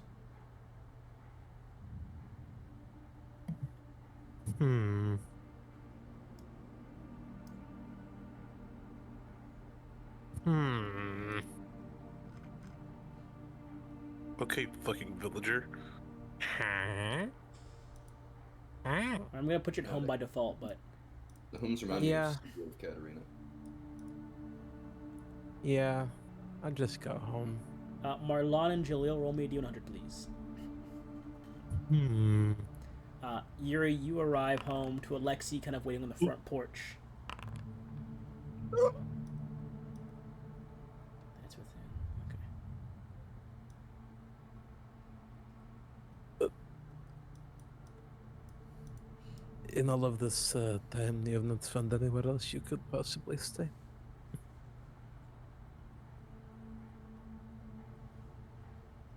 Damn it, everyone keeps making me fucking talk. Yeah. I'm sorry. Gabe introduced the scene and didn't just have us walk in. I mean, unless you gave him a key to your house, like a spare key. No. Then yeah. I'm working on that. I'm currently working on Moby Dick's place. I see. That will be 50 credits per night of stay, huh? I will say, Yuri does still look a bit tired, Alexi, but I feel like there's a small weight has been lifted off his shoulders. It almost seems. I got followed tonight. What? I was being stared at by someone off in the distance. I'm sure you're... Are you sure you're not just facing some kind of paranoia? I mean, why would anyone have any reason to stare at us or follow us? No, that's what confuses me too. Because I waited to make sure that it wasn't just a fluke. And next thing you know, they held my gaze for an awkward amount of time, and then tried to do it more inconspicuously. It wasn't something that was like a weird feeling. It was very much a blatant. This person was staring at me. Listen, Alexei, I have worked with plenty of people, and certain individuals have a different way that their brain works about certain things. It could be as simple as someone not understanding the awkwardness of the situation and wanting to get a good look at you because they like how you look or something like that. Maybe they were trying to figure out where you got your shirt from, and they didn't know how to walk up and ask you. I was in an alleyway. That makes... Would that not make you more suspicious than them? Throwing out Imagine... business. Well, imagine if you were going about your day and you decided to watch someone in an alleyway, and upon noticing you, instead of doing more of their job, they also stare back. It's kind of strange, isn't it? Maybe they were wondering what's in that garbage bag you have there. I'll be dead honest with you. If I notice someone, if I'm looking at someone and I notice them staring back, in the idea of, like, oh, I'm just people watching, basically, and I can tell that they can tell that I'm looking at them, generally I avert my gaze. I see. I Perhaps, think most people, unless this guy was a bit special. That is what I was insinuating, Alexei. There are lots of people from lots of minds. It is a big city. You're bound to meet some of them. That's fair. It's just weird, especially after all the things going on. I don't know. It just felt strange. Because it wasn't like a feeling of being watched. I was being watched. I don't know if it felt nefarious by any means. I don't know. I guess I'm just a bit uneasy with the past events. As was I. Inside. Jaleel and Marlon, at some point in time, your bus routes converge, and you two come across each other in this very large city. You guys come across each other at one of the stops in Old Town, one of the major stops in Old Town. Kind of barely like... I pay him no attention. Alright. Well, Jaleel, you see Marlon. He looks at you and then keeps walking without paying you any mind. Some people have bad days. Roll me intelligence or wisdom, Marlon, to see if you can spot anyone tailing you still. Oh my goodness! Do I have anything to help me with this? Not particularly. I mean, I know you've ways to spot danger. If someone is dangerous, you can spot that. But if you can't see someone, you can't Situational, danger, no. Yeah, with my security law enforcement, that might be able to add a D10, but I highly doubt it's going to be enough. I mean, if you deem someone following you as a potential threat, then I'd say I'd allow that.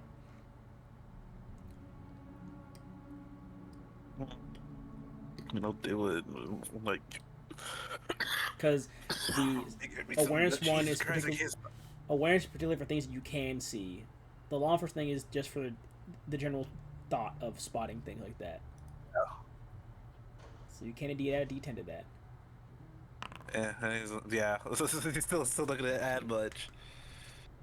You think you catch someone maybe tailing Jaleel, but it could just be something off the bus.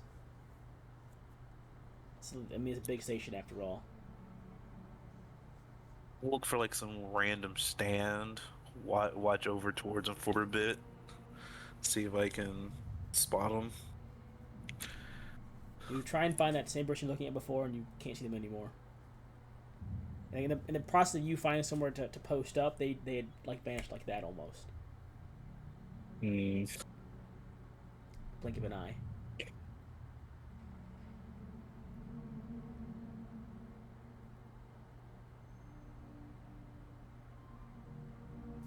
All right. I'll No, I'll tell Jaleel for a little bit. See what he's doing. Okay. You begin to tail Jaleel. Jaleel, are you keeping an eye? Are you just going about your way, Jaleel? Are you keeping an eye for anything in particular, or you just going about your day, enjoying your afternoon stroll towards Awase? Yeah, I don't think I would. I mean, I guess I would be a little bit on edge. Then go ahead and give me an intelligence or wisdom check, if you don't mind. And if you're being stealthy, Marlon, give me. I mean, it's your choice of anything except for strength, to be honest. On how best you wish to hide. You can do it via your finesse alone. You can do it intelligently. You can do it by blending into crowds. You can do it, I guess by knowing the best angles to avoid, people's vision. Any skill check besides strength can be utilized, Marlon, to blend in while tailing Jaleel, unless you're just walking behind him, like a few yards away. I'm gonna pray to the gods since I've got shit rolls this entire time. Whew! Let's go. And Jaleel, either intelligence or wisdom, please, Jaleel. Nice. Hey, just keep a general eye out. Actually, that reminds me.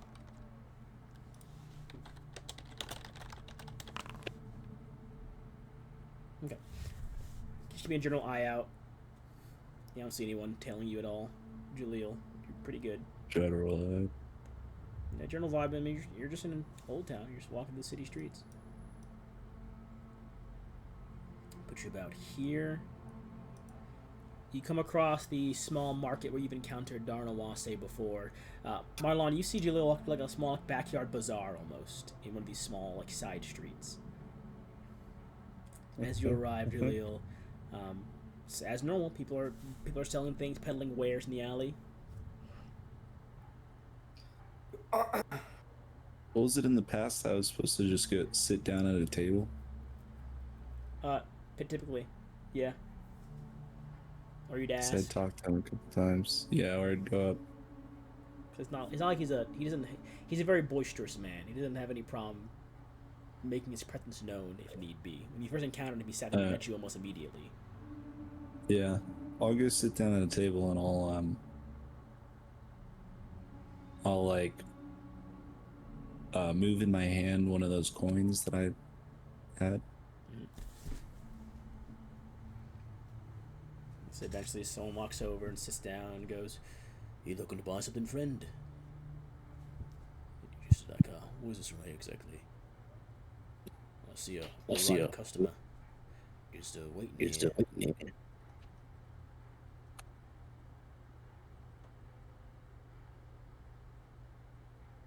Sir? My mic got unplugged.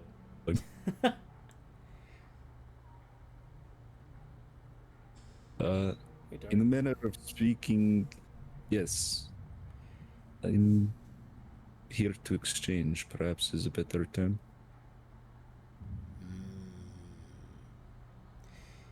Well, he's heading out soon, so you better make it quick. Is there somewhere less public? Not in a rush like this. Then another day is fine. If you're certain.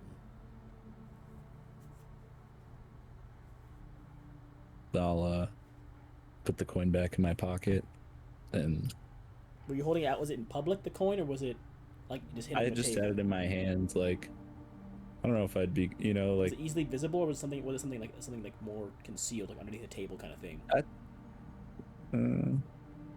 I might have had it on like above the table at a point, Let me roll something. but yeah. Let me roll something. He kind of looks at the coin and goes, "Where'd you get that?"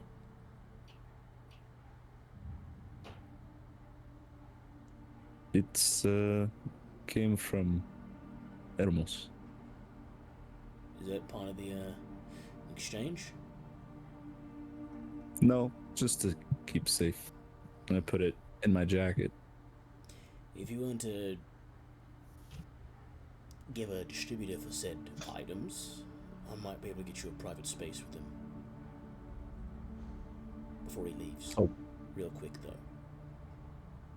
You said a what of the A items? distributor of their item. Well, I'm the distributor. What do you mean? So you've got a whole surplus of those there little coin things. Is that right? I might be willing to part with a small handful. You hand me that one right now, and I'll get the big man for you. And what in exchange do I have from you? A private meeting.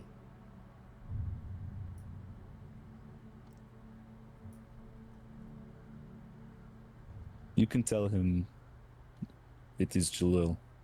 Describe the coin. But it's not leaving my hands. Stands up and stretches his head. All right. Walks off into one of the a different. You've seen Owase go to at least 2 different buildings now. This guy walks to a third different building again. Never the same one twice. You've noticed at this point for where to find Owase. You see this as well, Marlon, from across the street. This person with Jalil talking briefly over something, and then Jalil shows him the coin for a second. The guy gets up and walks into a building. Before walking out is the same man, and he gestures for Jalil to follow. And Jalil, you are the same guy comes down and gestures for you to follow him as well. Come on. Today's meeting place is the laundromat, friend. He gestures to both of us? Just to you. Oh. Actually, good point. Let me see something real quick. I was about to say, do I see anyone kind of like peel off away from the area? Let me encounter wisdom, please. Son of a bitch! You don't see anyone. I mean, it's decent sized bazaar. You don't see anyone peeling off.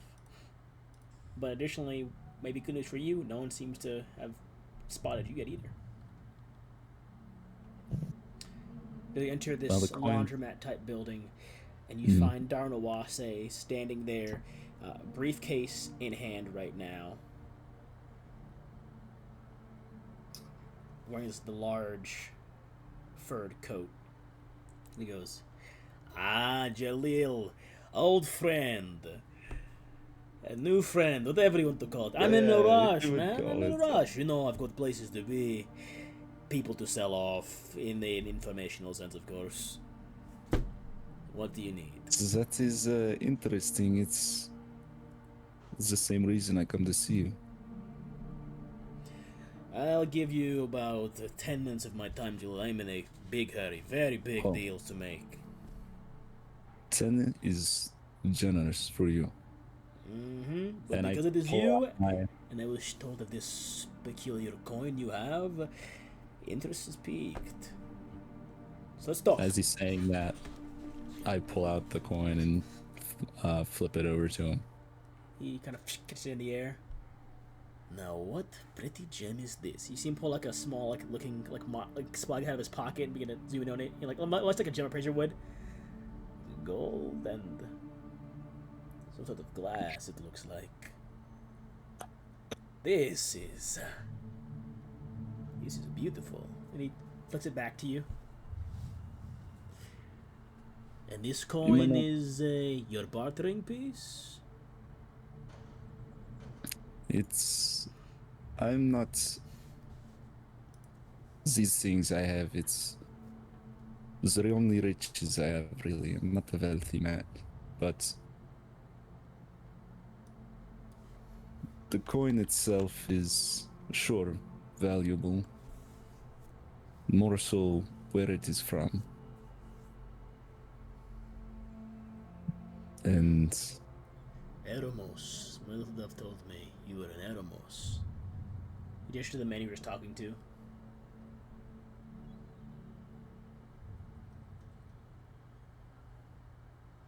no. The only thing I'm curious about, and you may have this if you're willing to exchange for information, is a group that might have came through here, but maybe they were heading to the mountains. They docked likely sometime ahead of us over a week ago when we landed. And this group docked to the north. I'm sure. Did we talk to Is Darwin? this the I same mean, I'm group sure we Darwin discussed knows. our first meeting? The same people we talked about the first time? I don't need information about them. Then Only let- to make sure that the people we traveled with are not in somebody else's sights of target. Now, Jalil, do you want honesty from me, or do you want the answer you're paying for?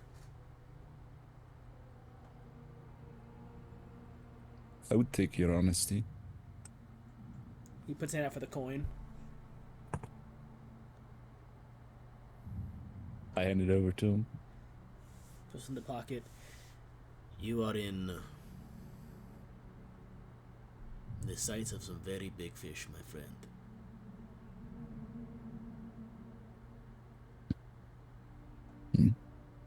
And I mean very, very big fish. The fish that have the money to buy up bazaars like this. If I wasn't the owner of it, of course. But fish that looked to any and all brokers for just the smallest piece of dirt they can get on people like you. My little doves tell me there are eyes in places too close to home.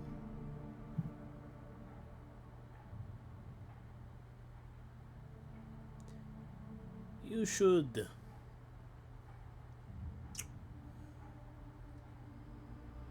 I think today's a good day for fish fry, Jalil. Go get some food. I'm certain we'll talk again very soon. And he puts the hat on his head. He begins to walk out the door. I don't like that. Very well. No, it's good. The guy with you in the shop kind of walks over, hands you like, I mean, you always get random shit when you come to this place. That's when you get like Chinese food. He walks over, hands you like a fresh pressed, like nice white blouse T-shirt and like pants, because you're in a laundromat right now, and hands it over to you. Parting gift from the big guy. Seems to like you. You get gifts when you come here. Well, I bring gifts. I don't know if him liking people's always the best thing, though. Favoritism, perhaps. But when he likes someone, it means they're good business. I'm not sure which one is which for you yet, just at this current point in time, and that's my bit of gift to you. If you're going to part with more coins in the future.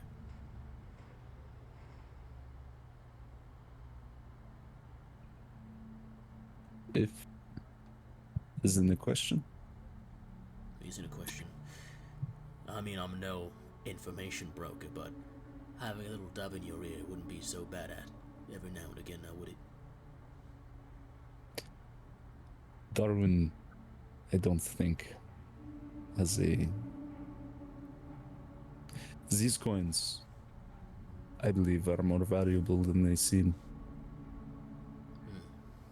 Then when if he sees that value and discovers it, I'm sure a price will come up for them at that time.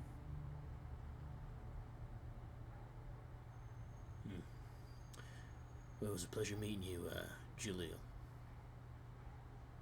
He pushes the kind of clothes into your chest and begins to walk out the same door that Darwin walked out of, just for you to leave through the back door.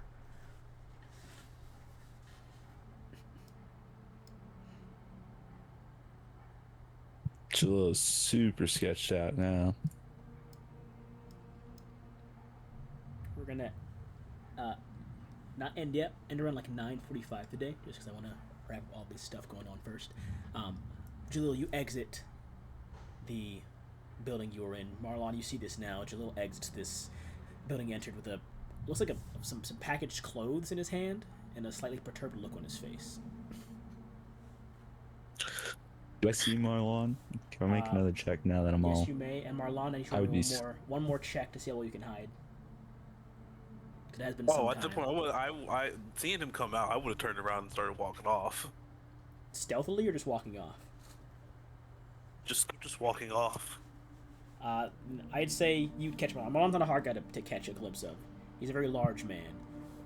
The fact you didn't see him this whole time. Yeah, the fact you didn't see him this whole time is surprising in its own right. But you do see Marlon across the street begin to walk away. I saw him? You do see him, yes. Okay.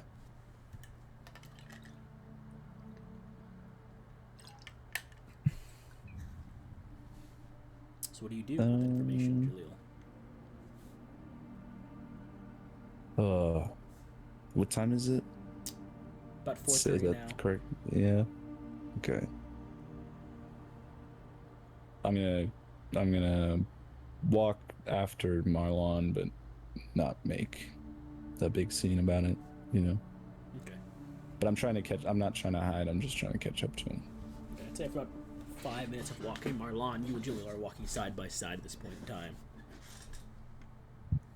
And I saw him on the bus, right? You did. You saw him at the bus station. But he went the opposite way from you apparently and paid you no mind, and now he's here at this point in time. So, it's a small town. Wall? Well, What? Wait, you see this is a small town? Yeah. My friend, this is a massive town. Massive. Now the What are district the itself odds is that small. you went the other way on the bus and we both end up here? I believe the phrase is small world, my friend. Small world, not small town. And what brings you over here? I have reason to believe that we are being followed. So, I took it upon myself to follow you. But I couldn't seem to find anyone following you. There was most definitely someone following me earlier. They were bold enough to even step inside the police station. That's takes some nerve. So, Well, it it's turns people out that then know what our they're doing. meeting is fortunate. Says my business here is we're talking straightforward, like kind of under the breath as we're walking. There may be many foxes in this forest we're currently in. It seems maybe more than just you being followed. I think your hunch is right. It's probably all of us ever since we returned to Vizix. So then we must find everybody. make sure it is known. We don't want to spook off our new friends just yet. But in the course. meantime, I am most definitely going to go get me a piece. Is this? You a Can we what? make sure we're saying this like not while people are walking by? Oh yeah, that's not a problem. That's easy to Yeah. do, especially in Old Town. Yeah. What are you doing, Marlon? I said I'm on my way to buy a piece. Cause I'll be damned if I'm in this big ass city not strapped no more. How much money you got on you? Well, you need to know how much a piece costs. I mean, you know what? I will say Wait, because hear me out. no, I'm being nice here. Because Lucian is not in the game. Lucian did buy a gun, but he also had an old rusted gun he was working on. I will say he might have loaned you the rusted gun at some point in time in Eremos. It's not in the best condition. I'm gonna go through his sheet real quick. The older slug thrower he has a chance of, I believe, breaking if you roll like a 25 on an attack with it. Okay, like exactly a 25 or below? 25 or below. 25 and below. 25 or Oh, below, okay. yeah. It's got a 25% chance of breaking if you roll poorly with Okay, it. But just add, okay. it would count as a This game Model you 2 got pocket first ball. slugger, which is the very basic one. You would only have one shot at it though, because Lucy would not have been giving enough to offer up ammunition, but not what was in there. Because you're not, I'm gonna be honest, with the money you have, you're not getting a slugger. Those things, the cheapest one is 400 cards. Oh. And that's for that's for the rifle looking one. The pocket ones are 600 or 500 depending. There, my idea was that probably wasn't even gonna get close to covering it. No, it is. I was gonna say, as a former law, from what I know, They mean you like, get a discount, dealers but are the getting like a discount. The discount would at least be like would at most be like 100 to 150 cards off at most. You Which should is have a had an huge inventory steal, file but not a so you lot can make to a mark off protection of it. rifle. You just had to nerf my class, I bro. did. But you have one standard slug for it. Just add the description on a 25 or below gun breaks. And the rest of the notes you add yourself, of course, in there. It is range of 250 steps. It's just a model 2. Here, I'll put it in chat, actually. I'll copy paste it in the chat for you. Okay. It's going to not have the bullet points, but this all the stuff right there.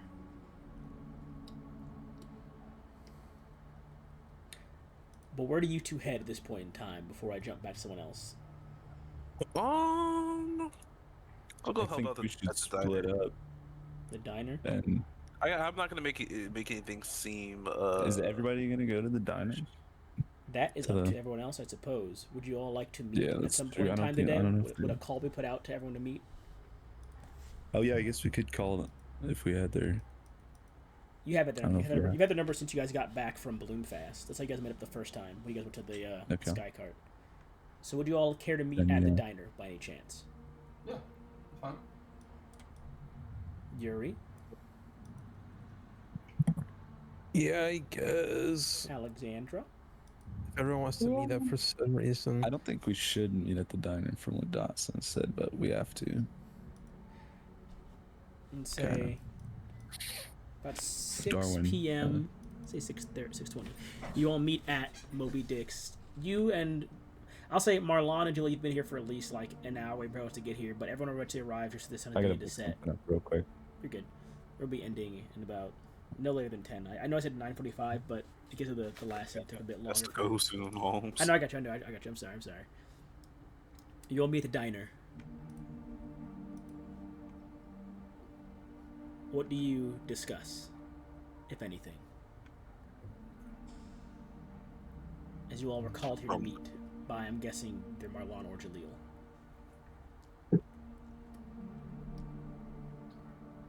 No, we were. I wasn't like calling them here. Well, I think Jaleel. I thought Jaleel would be at the diner. Pretty sure. Thought at least.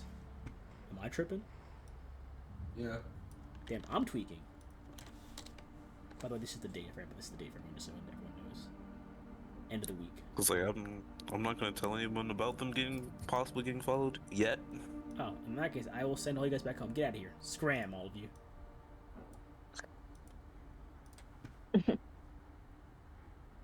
Let's see here. There are 5 of you.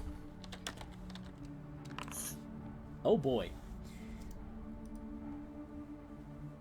Was that a good oh boy? Yeah, Of course not. it's a great oh boy. All right, just give me more reasons to hurt you, Gabe. Marlon, your father calls over you from across the diner. Marlon, you got a phone call. Phone call. I'll go answer it. You walk over. It's like the kitchen phone. Like this isn't like a normal phone. This someone is like behind in the kitchen. Pick up the phone. A voice unfamiliar to you. On the other end begins to speak at this point in time. Put it actually at 7 o'clock. But before that, they say, Cronin wants to meet Captain Jesper Exhibition Hall. 2 hours. Bring everyone. And they hang up. I proceed to redial to call everyone if I have their contact. Well, if Jalil's in here with me, I'll tell him straight up, but yeah. Okay. Yuri, unless you, I guess mainly Yuri, you get a phone call from Marlon telling me. How do you relay the information, Marlon, exactly?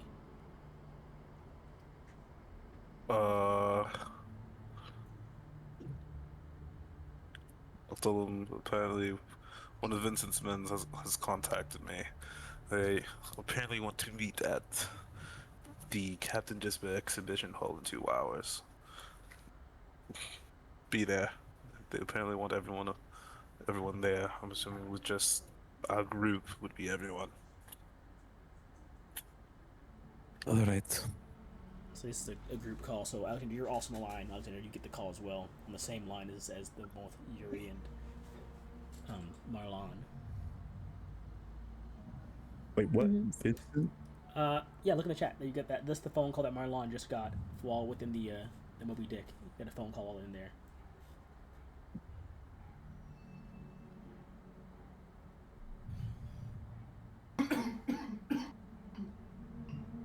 You just have to Okay. meet. We'll be getting there at about 9 o'clock when you all meet up. Alexander, you get there a bit early, of course, probably, because you live, like, within 10 miles of the exhibition hall. But, yes, you are... I mean, sorry, I don't want to do the scene, but yes, Marlon and Yuri. Do you guys want to continue? I thought I didn't mean to interrupt the moment you were saying. Sorry, Christian, continue. I had nothing. I thought you were saying we're told to meet. Okay, yeah. Yeah, that's it. We're meeting. That's all there is. Let me actually do it this way. Not move you guys. I need to GM layer you all. And you guys are right about here. The exhibition hall is before you. I'd say, Alexander, since you got there first, go ahead and roll me either intelligence or wisdom, please, if you don't mind. Just to get a lay of the land, because you do have about, I'd say, an hour for the rest of the people, before everyone else arrives, to meet up with you.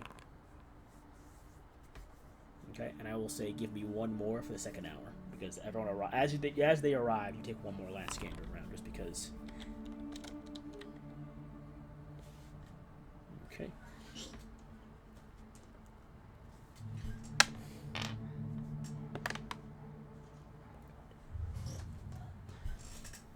Keep an eye out. I mean, it's late at night. No one really is frequenting the hall currently. I mean, at all. It's actually pretty. It's closed around this time. No one's frequenting this area of downtown. This is the more art district-centric place. And unless there's an event happening, no one really comes to this particular space. If anything, most people are at the motion picture theater. If anything, but about this time, you all arrive. Alexander comes to meet you all, and the hall's before you. You walk down the long pathway, harsh winds blowing the torches that typically light the walk up to the front. There's harsh winds kind of blowing the kind of tattered drapes that are hanging above it. The torches that typically light the walkway up to the front doors are kind of extinguished, possibly either by wind or by snow. You're not entirely sure. However, you begin to approach the front door of the hall, and as opposed to the typical security guard that even you would have seen here, Alexander, around this time of the night, which there usually would be some sort of security guard at this hall, even at night. You instead find a man dressed in a puff jacket, wearing a beanie and wool gloves. They're kind of crouched, smoking a cigarette, and seeing as you guys approach, they begin to stand up. They speak in a voice to you, Marlon, that matches the one from the phone. Can I help you? We're here to meet Cronin. Oh, right. So he looks at all of you? Okay. He gestures for you to follow him inside. And you are led inside, they close the door behind you, and then you're taken hastily across the main kind of floor hall of this large exhibition gallery, and in towards a room labeled for private events towards the back. I change music. I forgot to change my music. I wanted this one. Turn off the downtown sound effects. They kind of walk up to the big doors at the back of the room and open them and usher you all inside.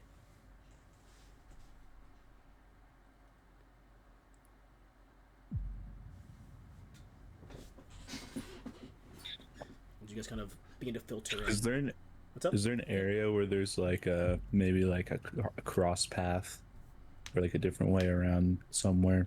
Into this room? No, it is just like this big, cause it's an exhibition hall. It's a big open like main hall, almost like amphitheater type main area, and then towards the back up a short staircase is like a blocked off private venue or room towards the back of it. There's only one way into the room. There's like you can faintly see like moonlight through the windows in this room, but like not anything beyond that.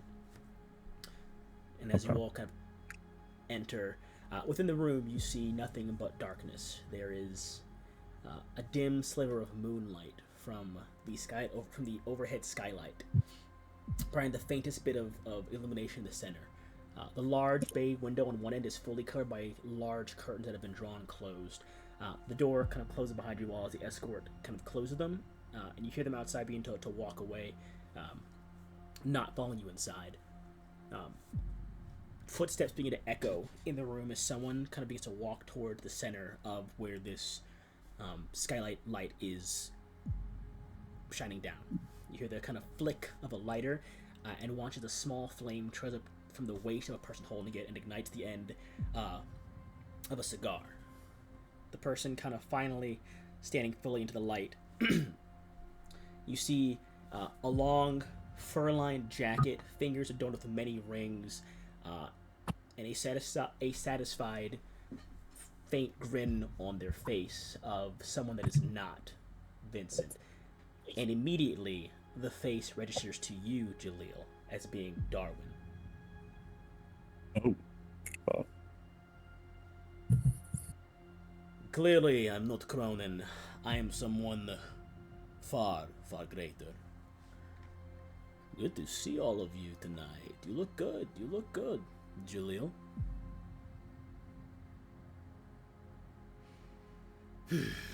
Went my eyes. Well, you all are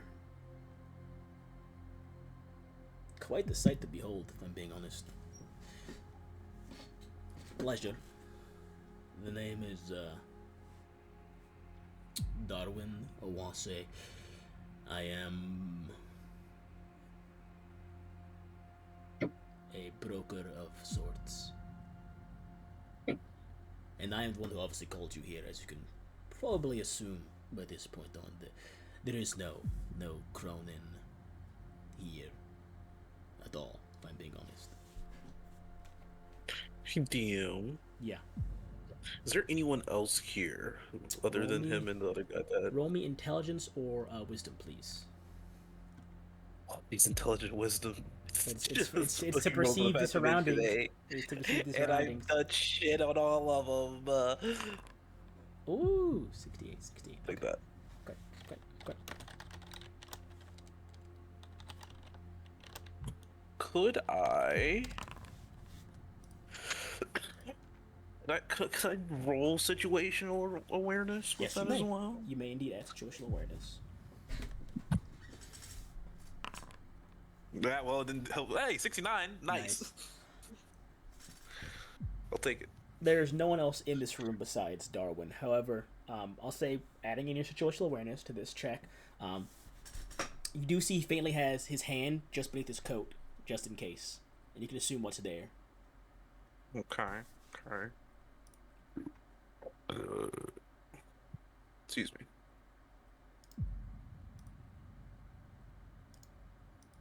I'll step forward.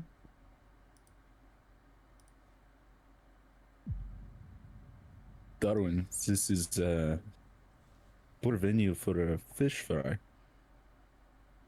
Oh, well, I told you to go there too. Well, I'd hoped you'd run into some friends of yours. He gestures to Alexi.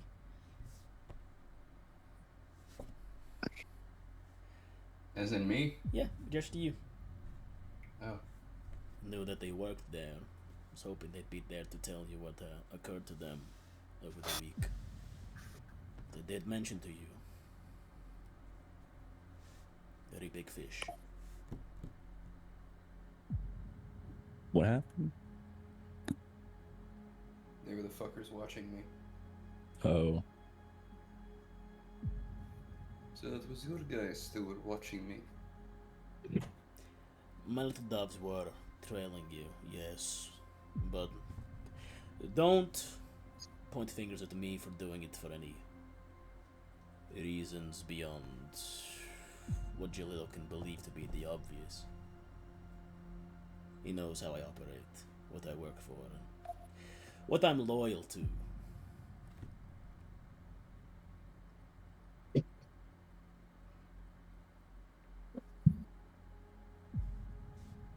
Loyalty is interesting. It can be fickle if yours. It can be. What did you drag me into, Julia? Oh, no, no, no. Jalil dragged into nothing. You are here because I was paid to get you here. Now it all makes sense. Now, For what? For what?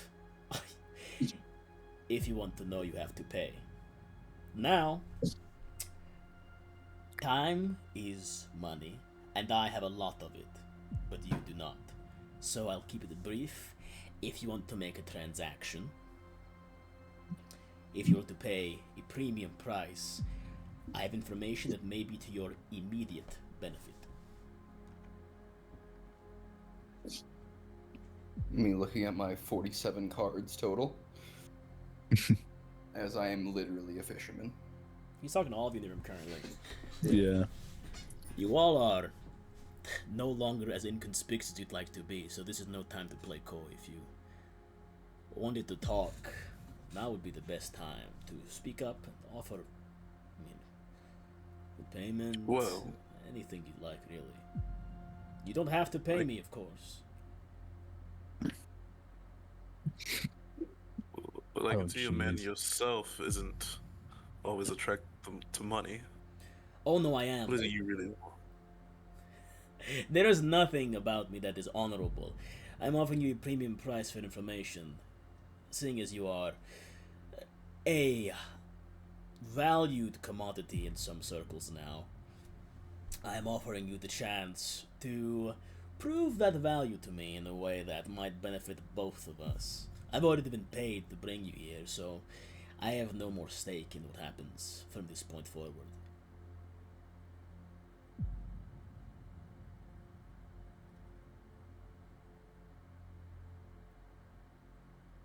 In the world of information, you never know who your next buyer might be.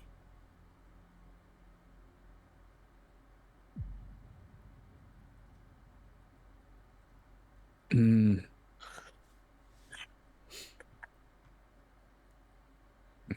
You see him looking at a watch on his wrist. Tick tock, people, tick tock. What is the price? The price for information is a steep one. I will make it half of what I was paid to bring you here. 500.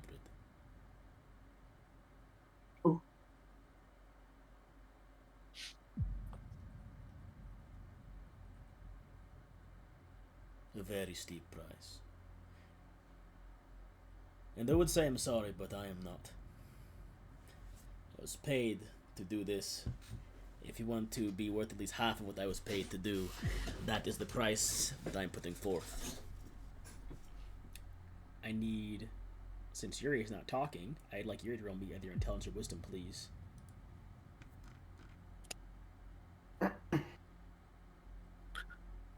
Offer this man free healthcare, Yuri. I would say That's more than Alexander. 500. I would say Alexander as well can roll me intelligence or Yeah, wisdom, please. I got it done talking now too. Mm. 88. Between the two of you, I heard that grinder notification, motherfucker.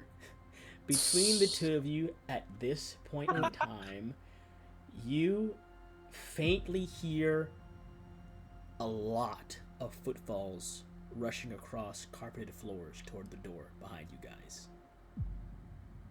And you faintly see shadows at the skylight.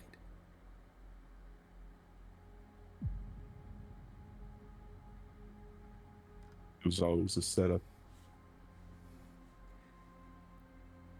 If you're not willing to pay, I recommend that you don't fight either. Right now,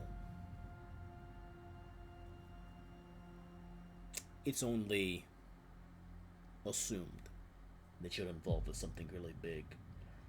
And so, as long as you don't hurt anyone or run away, they can't hold you for very long.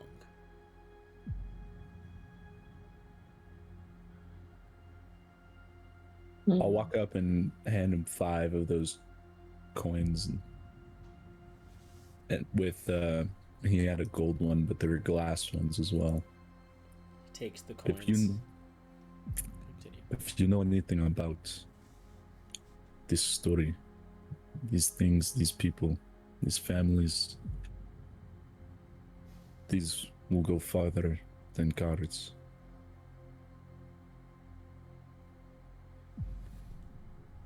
He will take 2 of them, hand the rest back, and say, I cannot validate the worth of these just yet, Jalil, but these 2